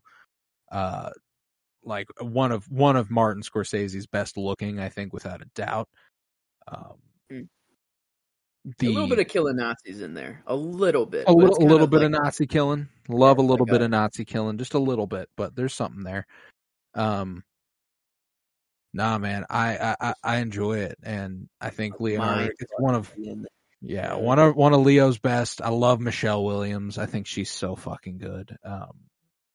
And this is just another one where she's so fucking good in. And Mark Ruffalo's character ends up being just like the most, just like, oh, this guy, he's trying his best, and he's just, it's just not working for my mans here. What is that? The last line in the movie, trying to remember, like when he walks away knowing where he's going, like he's full, like being like, oh fuck, I don't know what to think anymore. But then he's like talking to Mark Ruffalo on the steps, just and like talking about right back into his, But man, he said, what is living as a monster or dying as a good man, I think is maybe what it was. No, that's earlier in the movie. No, it is right there at the steps. Which would be worse, to live as a monster or die as a good man? Yeah, and it's man, that ending, like I remember the first time I'm watching it, my mind is like, what the hell? Man, that shit is mind melting. Like, oh it's it's excruciatingly well done, and it's extremely well written, and you're just kind of, you spend the runtime kind of like, what's going on here? Like there's some conspiracy, there's something off, there's something going on. And then the revelation is just brilliant. A movie that again made me cry, whenever Leo has his flashback. Oh my God. What a devastating and hard to watch moment. You know what I'm saying? Like that's, again, Michelle Williams is fucking good, man. She's scary in this movie. Was he really crazy, or did they make him crazy? Yeah. Like apparently it's like a little Operation Paperclip sort of undertone in there. I guess after I was like looking more into the movie, and if they needed to silence someone and not just execute him, they would send him to a psychiatric hospital and be like, yeah, no, this isn't your life, you're crazy, and they would build a whole fabrication for him, and then eventually lobotomize him, and basically they're dead after that. And I don't know, like at the end there, I am like, I don't know, like I don't know what to think. I mean, I like to think he was a good man, and that he was a marshal, and that he did all these, or whatever, and he just kind of stumbled a little too far into some secrets, and they're like, all right, gotta admit you, gotta put you on the medicine, or whatever, but I don't know. No, I don't think that's the case. I think that, like but it's dude, rough break for this man. Just a wonderful movie that I cannot wait to watch again. And Martin Scorsese is one of my favorites, and I've certainly not my last Martin Scorsese here on the list. So, when we get to Killers of the Flower Moon, just that trailer, like just that fucking music, buddy. God, I'm like, it's so weird. Like you talked to me like a year ago, and I'm like, a trailer comes out and it's Marvel that I'm hyped for. If it's like a Marvel trailer, I'm like, oh, I gotta dissect this frame by frame. I gotta know what's happening, blah, blah, blah. Now I'm like, oh shit, Asteroid City's coming out. I'm hyped for that. And like Killers of the Flower Moon, I'm hyped for that. Like, I don't know. I'm just I don't know. Maybe I'm just, I'm getting older or something. I don't know. Time just kind of goes on. I just appreciate these movies more, now. And it's awesome that they're releasing, and I get to see them in theaters by just the greats of filmmaking. So yeah, it's going to be slated for October 20th when we get to Shutter Island. So kind of a little close to Halloween-esque. It kind of fits there. A little spooky-ish movie. But yeah, I can't wait to get back. I have it in my top 100. It'll be next episode actually, so not too far away. Yeah, that song from the trailer, Stadium Pow Wow, by the Hallucination. Is it on Spotify? Black Bear. It's an actual song. It's not made for the movie. No, it's not made for the movie. Yeah, that's man. I don't know. It's getting me hyped for that movie though. That's I don't know. Just the trailer's so well made. Like if the trailer's that well made, like I can't imagine what the movie's gonna be like. Like yeah, I'm ready. Yeah, Rodrigo Prieto, the cinematographer for that movie, having a big year. He'll probably get a couple nominations at the Oscars for that and Barbie, as he shot both of those. Wow. Yeah, he might have shot. I don't think he shot Shutter Island. I think that was Robert Richardson. Let's see, is it Rodrigo Prieto? Let's see. Yeah, Robert Richardson was the cinematographer for Shutter Island. Also the cinematographer for Once Upon a Time in Hollywood and Inglourious Bastards and Django Unchained and Kill Bill and every Tarantino movie and Casino and Aviator and Air and JFK. And wow. What a fucking filmography this man has. Robert Richardson. White talent. He has it on him. Rodrigo, the Killers of the Flower Moon cinematographer, he also did Wolf of Wall Street, The Irishman, a few Taylor Swift. Robert Richardson was the first, like the first half of, or like a long time in Scorsese's career, and Rodrigo Prieto picked it up since Shutter Island. Okay. Right. Well, I did say I would get back to Jamie Foxx, and a movie that wasn't in my list, but I had to. I can't believe that it wasn't, and it was just I had to slot it in here. I forgot what got axed for it completely, but this is where I have Soul. 2020, directed by Pete Docter and Kemp Powers. I remember it was just on Disney Plus, and you were like, "Hey, you gotta check out this movie." You were like, "Oh my god, you gotta check out this movie." And I waited like a couple days. I don't know, maybe I don't know, it's something going on. I'm like, "Oh, I had some time." I'm like, "Yeah, I'll watch Soul." Like I saw it on the banner on Disney Plus just going by. Like, "Yeah, I'll check it out." And then just came out of it an absolute mess. I'm like, "Oh my god, I did not know what I was getting into with this movie." But as far as like Pixar movies go, this it's not my top one, I do have one more. I had a tough time figuring out what your top one was, but I figured it out. I'm there. Yeah, I'm caught do up. have one more. But they're not far apart. It is next episode. But yeah, Soul. It's just a special movie. This one was just so unique as Pixar. Like I did not think they would take it here. Like for I don't know, it's like just a kid movie. You know, like I feel like this is just way more of an adult movie. Like I don't know, like I think kids will still have a good time watching it and everything, but I don't know. I feel like this is just an emotional roller coaster. Yeah, it's just you gotta. I don't know.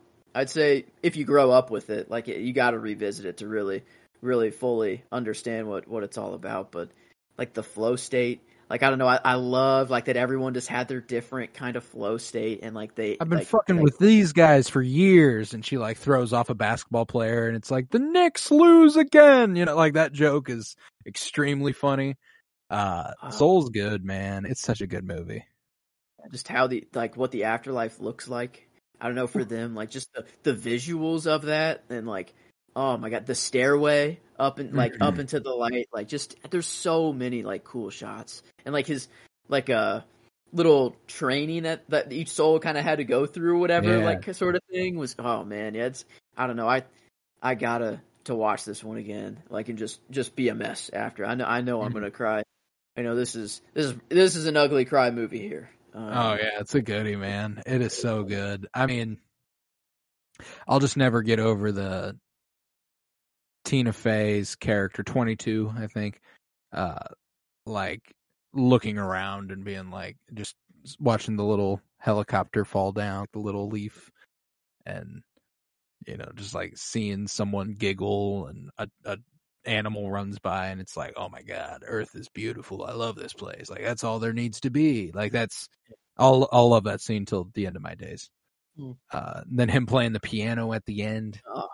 God, dude. Yeah, this Jamie Foxx. Seeing all the stuff that reminds him of 22, like yeah, it's a special movie. Like it's so good, and I don't know that's Jamie Foxx. Like I don't know, that's Jamie Foxx, just a talented man there. He will make me cry for every time I watch this movie. That's for sure.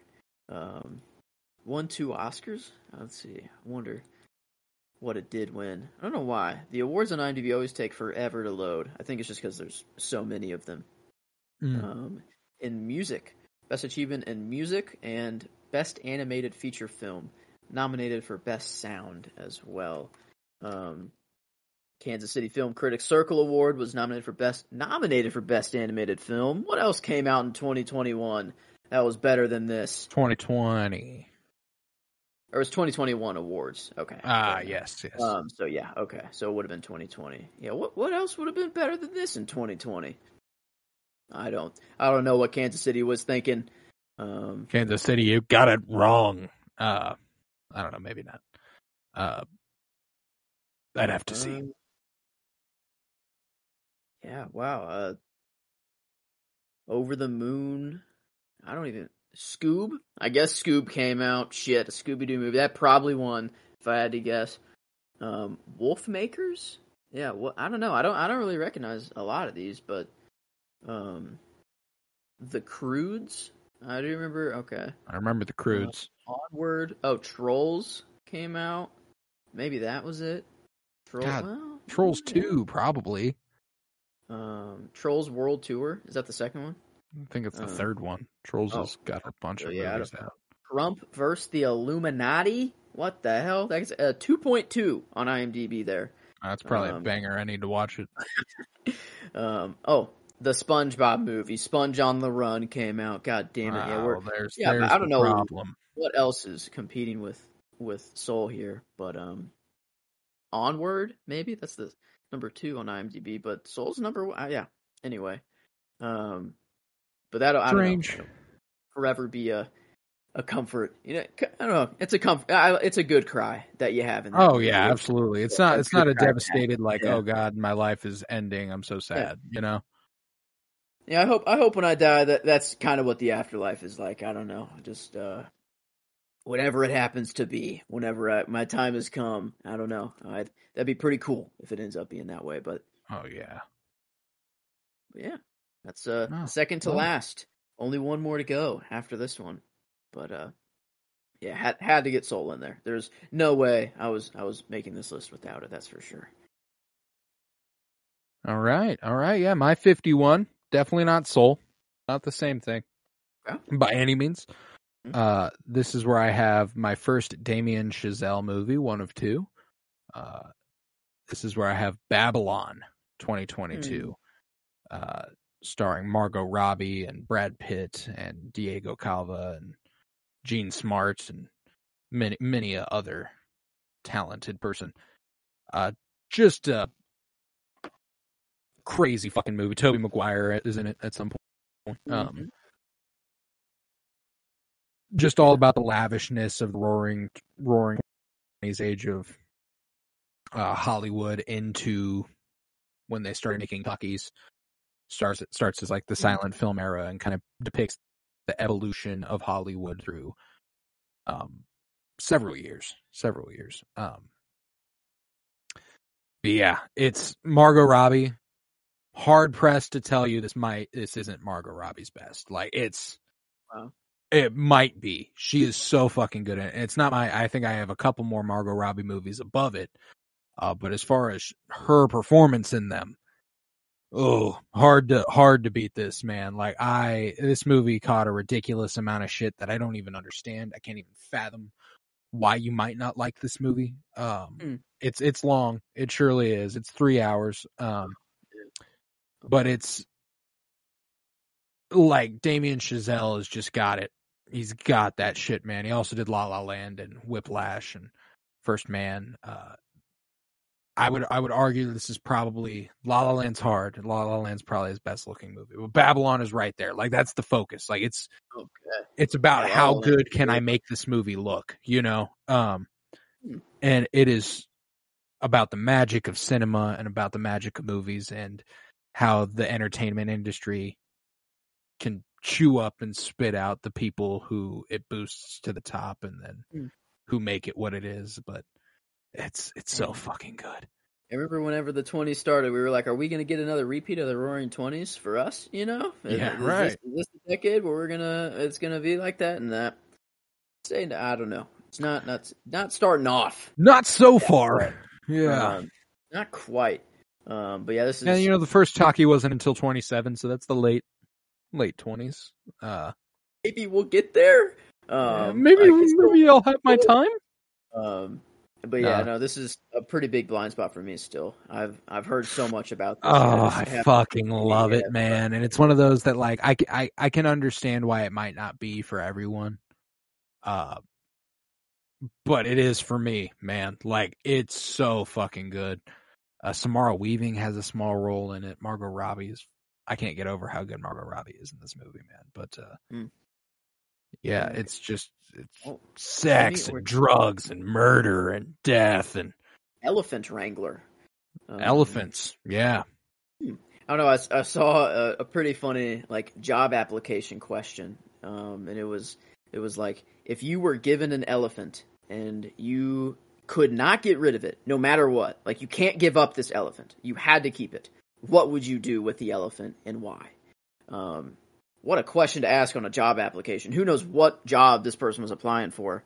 But man, what a question that is. I don't know why that reminded me of it. It's just seeing Jimmy Ortega as an elephant wrangler. Anytime I'm reminded of an elephant, I guess I'm just going to think of this question now. But it's grotesque movie, man. There are parts where it is nasty, straight up disgusting.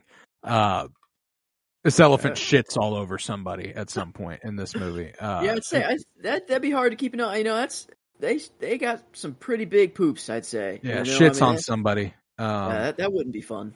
And it's just about the extravagance and how when you get to this level, you almost know you're no holds barred. There's nothing you're not gonna try. You know, like it cuts from this elephant shitting on someone to like you get to this giant house party where this elephant was heading, and you cut straight to this dude laying on the ground and a girl is just like, a woman is above him, like it's about to get sexual. You're like, yeah, this is gonna get hot.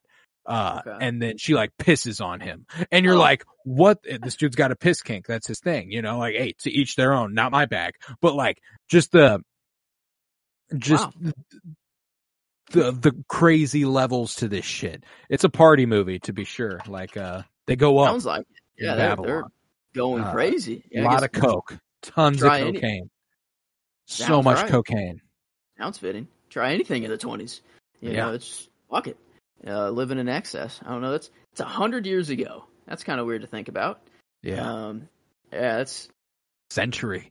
Yeah, that's has come and gone. A whole human. A whole human ago, some, probably. Yeah. Apparently, the lifespan of someone born today is like 110, 115. Of someone that is born right now, that is the current lifespan. That's wild. Which is nuts. Seems long to me. Yeah, I don't know if I'd really want to. You know, when you get that old, it's like, I don't know. Yeah, but then you also hear the stories about when you are that old, how you're like, I just wish I had another year, sort of stuff. Like, you know, like it's. Seems that all the old people maybe not are like that old, you know. It's like 70s, 80s is when you start to feel that. Like for some reason, all the old people are like, yeah, I smoke 3 packs a day, or I eat bacon and drink Dr. Pepper, and like I don't give a the healthiest person you know can still drop dead of a heart attack. It's just it's so bizarre. Like you know, you can do everything in your power, but then something like that's just freak. Oh yeah, like. You know, you should do everything you can to live as long as you possibly can for the people you love, and et cetera, et cetera. But just take care of yourselves in general. But it is crazy how people can last and never take care of themselves a day in their life. You know what I'm saying? Like, they're just like, I'm going to do whatever I want, and I'm going to live to 107. You know, like, God, you got some crazy genes on you. Yeah, I don't know if I got them like that. I don't know, but. I don't know. I'll be shocked. The triple digits. That's crazy to think about. Not for me. Not in. Not down. But Babylon 51. Let's top off the episode here. What's your 50? All right, midway through the list. And, this is the top 50. You know, this makes the top 50. It does, and it might be higher. But I had to put it here. This is kind of the bar I set. Is it better than this movie? More for like the experience. More for this theater experience was unbelievable. It's the culmination of my entire childhood, pretty much. It is Avengers: Infinity War. I had to throw it on here. It is maybe a little high up. You know, some movies below it that are probably a little better. But I had to be honest with myself. Like this. Living through this theater moment and being in this, like, it was unbelievable. Like, it was fun. Walking out of that theater in sheer silence. No one knew what the fuck to say. We were like, wait, whoa, what? Like, what's half of everyone's dead? Like, what, Black Panther we just got his movie. He's dead. And like, what the hell's going? Like, everyone was so lost. Like, it was. I remember, like, just being in that theater. Like, I feel like that's like a turning point in theater experiences where people started respecting the theater a little less, you know? But it's like, at the same time, like, you had just screams. I'd say Endgame is more when that really started. Yeah, that's probably true. Infinity War doesn't have the, like, everybody stand up and cheer moment, you know what I'm saying? Like, yeah, it was more of just a pure shock. Yeah. Like, they went there. And, like, you know, at the end, you're like, okay, well, obviously, they're coming back. Like, I mean, like, it was like, okay, well, no, he's obviously not gone. Yeah, like, Black Panther's the one that really fucks that up. You know, like, you watch Black Panther fade away and you go, oh, well, then everybody's going to be fine.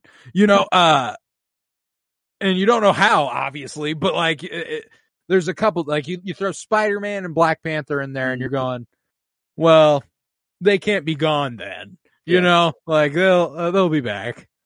And just, I mean, this was a time where I theorized out the ass for Marvel too. Like, I would just spin the wildest theories. I would like just do like research into Marvel theories that I should be researching in like my college essays, but like that I didn't give a shit about. You know, like, I mean, it's unbelievable the amount of like time I would spend watching just videos and and everything like that of what everyone was thinking was going to happen. But man, I don't know, just what a special moment to live through. I don't know if we'll ever get a theater moment like that again. So many movies leading up to that, and just like Marvel, I don't know. It took them a long time to get there, but man, was that a sweet moment. It was. And just I don't know, I'm glad that I was old enough too. Like I don't know, I felt like I was kind of the perfect age for it as well. Oh, like yeah. 2018, We were for appreciating the MCU the most you could possibly appreciate it, I think. Mm-hmm. Our age was the age to be. Yeah. You know, there was a time whenever like do you have Endgame on your list? I can't imagine it'd be higher than Infinity War. Yeah, okay. No, then I'm gonna kind of, because I've got an MCU representative movie. Like it's the entire, like it speaks for my entire love for the MCU, and it's I haven't said it yet, you know. So like it's kind of like I have a history with the franchise that I cannot deny. You know what I'm saying? Like when Endgame came out, and I went and saw Endgame, you know, like I felt like that was a chapter in my life closed. And it was, you know, like I've enjoyed a lot of the stuff from the MCU after, but like it came out in 2019. I'd graduated high school the year before, you know, I was in college, and I'd come home from college, and like it was just a bizarre place to be at in life when characters I've known since I was 8 are all of a sudden like, yeah, that's it. That's done, you know. Hanging up the shield, I don't know, that Cap, you know, wielding Mjolnir, like that's a moment that'll forever be there. Yeah, that last battle, on your left, you know, him passing down the shield, like Tony going, oh my god, like those movies, like it's gonna be hard for them to reach that again. Like they won't, and that's okay. You know, like I think they have every opportunity to reach something that's good or better if they want to, you know. But they can't replicate the feeling, which is what they're trying to do. They're trying to replicate the vibe, and you can't. You got to try something new at this point, and they are doing new things. You know, they absolutely are. You know, WandaVision different, Loki different. You know, like it's there's a lot of new stuff. She-Hulk different. So I'm excited to see where it can go. I am. But yeah, man, that was just there's a reason why they're some of the top grossing movies of all time. Like both of them. I mean, like you saw the first one, everyone wanted to know what was going on, but then after that, everyone has to know what happens in Endgame. Like it was like everyone had to go right away. Like it was one thing you did not want to get Endgame. Yeah, it grossed $1 billion opening weekend. Oh my god, I didn't know that. Yeah, that's insane. That's like everyone had to know. Like I mean, $1 billion. Like I don't think like that's what the fuck. You know, it made $1 billion opening weekend. Oh, I don't think I'm talking out my ass there. I'm fairly certain that's the case. If not, damn close. You know, like it. Let's see. Worldwide box office, I feel like it was up there. Man. Yeah, I guess, I don't know. It's box office $1.2 billion opening weekend. Holy shit. That's insane. Barbie just took almost a month to get to $1 billion. It's the most recent $1 billion movie, you know? Super Mario Bros. Hit $1 billion earlier this year. Wow. It took a few weeks. You know, like the fact that shit hit $1 billion on opening weekend is insane. Like, what the fuck are they cooking? You know, like that's a level that they will never reach again. You know, like they're never touching that. Ever again. Infinity War hit $640 million opening weekend, which was the biggest at the time, and then until Endgame, basically doubled that. Yeah, for Endgame, which is just absurd. Like that. Yeah, I'm not a huge fan of like box office talk in general, but like whenever movies perform like that, it's fucking insane to see. Yeah, like putting that into context. The 0.2 part of that billion is how much Ant-Man Quantumania made total. Probably, you know, if it even made 200. I don't even know. I think it did. I think it did pretty well. But like Shazam: Fury of the Gods did not put up that.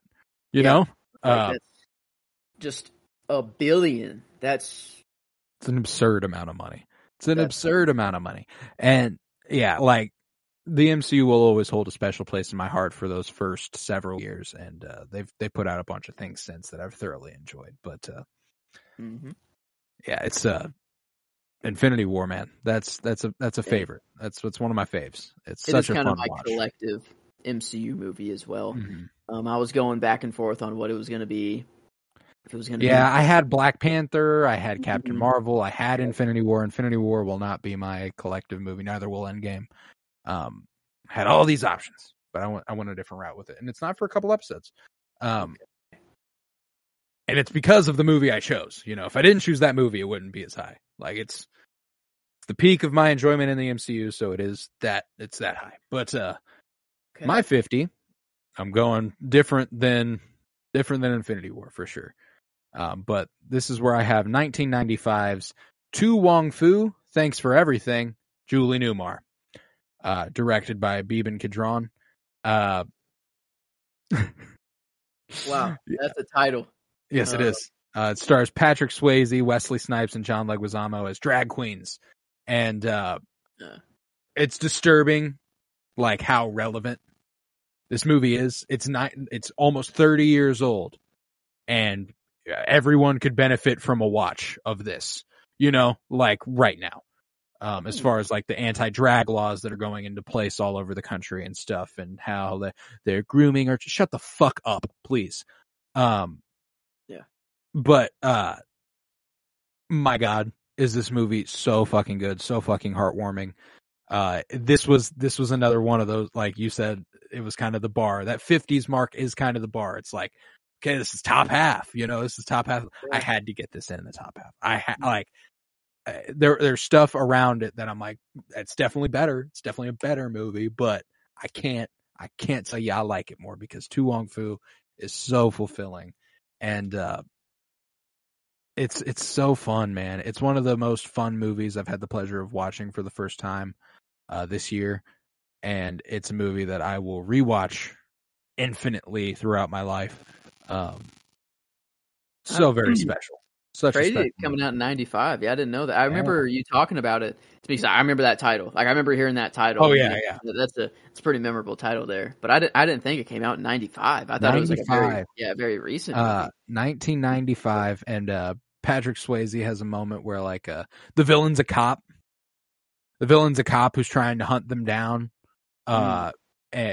because he tries to sexually assault Patrick Swayze, thinking Patrick Swayze is a woman, and he like pushes himself onto him, and he strikes up his drag voice, and he's like, when a lady says no, she means, and then he goes into his Patrick Swayze voice and goes, "Get your hand off my dick, buddy," and it's and he beats the shit out of him. And so for the rest of the movie, this cop is trying to hunt down these drag queens because they're an abomination, and they're terrible, and like and it's just wildly relevant for it being 30 years later. Like newsflash, you don't have to go to a drag show if you're not into that.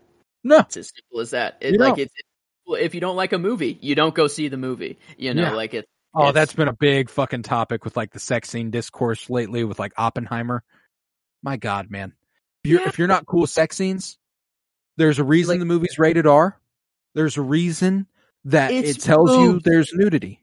Like it's for barely anything too. It's like, I mean, nothing. Oh my God. And people are like, you have to have a plan going into this if you're going to go watch this movie. Shut like, the fuck up. Be careful. It's like, are you a child? You know, are you like the we're movie coming is back up on like this, like a nuclear bomb. We're approaching the like. You remember when like Elvis was like groundbreaking for like shaking his legs because conservatives were like, he's the fucking devil. You know, like that's what's happening right now again. Above their knees. Like, women are wearing skirts above their knees now. Oh my God, we're showing too much skin. Shut the fuck up, man.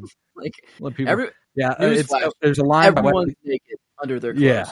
Everyone has a body. Absolutely. I don't know if anyone knew that, but yeah, it's crazy that women have boobs, and people have sex in the world. It's I don't know, hit me when I watched Oppenheimer, surprisingly. I thought I was just going in for the nuclear bomb, and then I got just a sex scene out of nowhere, and I hated the movie because.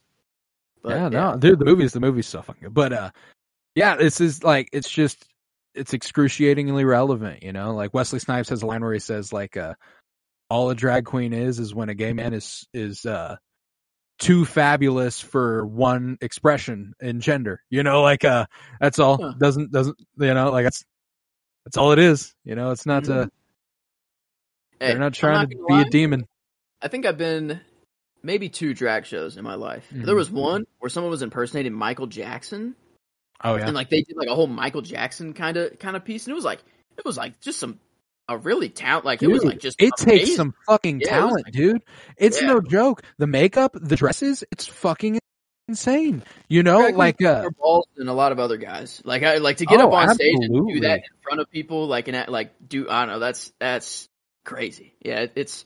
I don't know, and that's the thing. They're all just fun. Like everyone's there, just having a good time. Having a good fucking time, man. It's just fun. It's just There's no one in people there. So insecure about the confidence that these people have, man. Like if you're doing drag, I have just like an immense amount of respect for you. Like you're reaching a different level of confidence that I don't possess, and I wish I did. I envy it. Like it's incredible. And it takes like the dancing in the heels and in the dresses and in all the makeup. Like it's fucking awesome. I love it. RuPaul. But this movie, cast list I see. Yeah. No, man, like, it's a fucking amazing movie, and it's my favorite Wesley Snipes. Love him in Blade, but I definitely like him more in To Wong Foo. It's like my favorite Patrick Swayze. It's my favorite John Leguizamo. Like all these actors, I have been in a bunch of really good movies, and it's easily my favorite with them. Such a good movie. So I'm gonna top off the list this week with To Wong Foo. Oh yeah, Infinity War and To Wong Foo. Maybe that's the graphic. I don't know. I don't know. Paddington. That is pretty funny to put them across. It's Patrick Swayze, Wesley Simpson, John Leguizamo in their drag side by side with Captain America, Iron Man, and Thor. Like that's I have a lot of options. I have a lot of Avengers and the Drag Avengers. That's I don't know. That could be a pretty sick. We got a lot of options, I think, for this. We do. This one's a fruitful one. But if you want to top us off, take me through the 50 through 59 one more time. All right. 50, I had Avengers Infinity War. 51, Soul. 52, Ready Player One. 53, Dumb and Dumber. 54, Django Unchained. 55, Mission Impossible. 56, American Gangster. 57, I Am Legend. 58, Dunkirk. And 59, Zodiac. Oh yeah, my 50 was To Wong Foo. Thanks for everything, Julie Newmar. 51, Babylon. 52, Shutter Island. 53, 2001: A Space Odyssey. 54, The Shining. 55, Paris, Texas. 56, Paddington 2. 57, Temple of Doom. 58, Catch Me If You Can. And 59, Jaws. Man, good episode. And I cannot wait for next week where we will continue our top 100 favorite movies ever with the 40s. Yeah, we're bottom half is done. It's into the top 50, and we're doing the 40s next week. So very excited for it. 40 through 49. We continue our comic book movie journey through film this Friday with Superman Returns.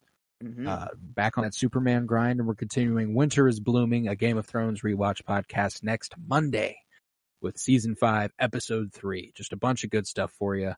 We're talking on new Star Wars Day. The new Star Wars Day. I can't tell you exactly when we'll have something discussing Ahsoka, but I think it'll be Patreon exclusive. So head to patreon.com/PennyBloomPod where you'll find over 50 hours of exclusive content. And for $3 a month, you will get so much stuff. And it's just $3, and it's huge because it costs me money to do this podcast. I don't make any off of it unless it's over there. So support us at patreon.com/PennyBloomPod. Head to Twitter, follow at PennyBloomPod, follow on Instagram at PennyBloomPodcast. Remember to leave a 5-star rate and review and to continue downloading. August has been incredible. And it's so nice to see that people are listening. We'll do it no matter what, but I like knowing people are listening. It's nice.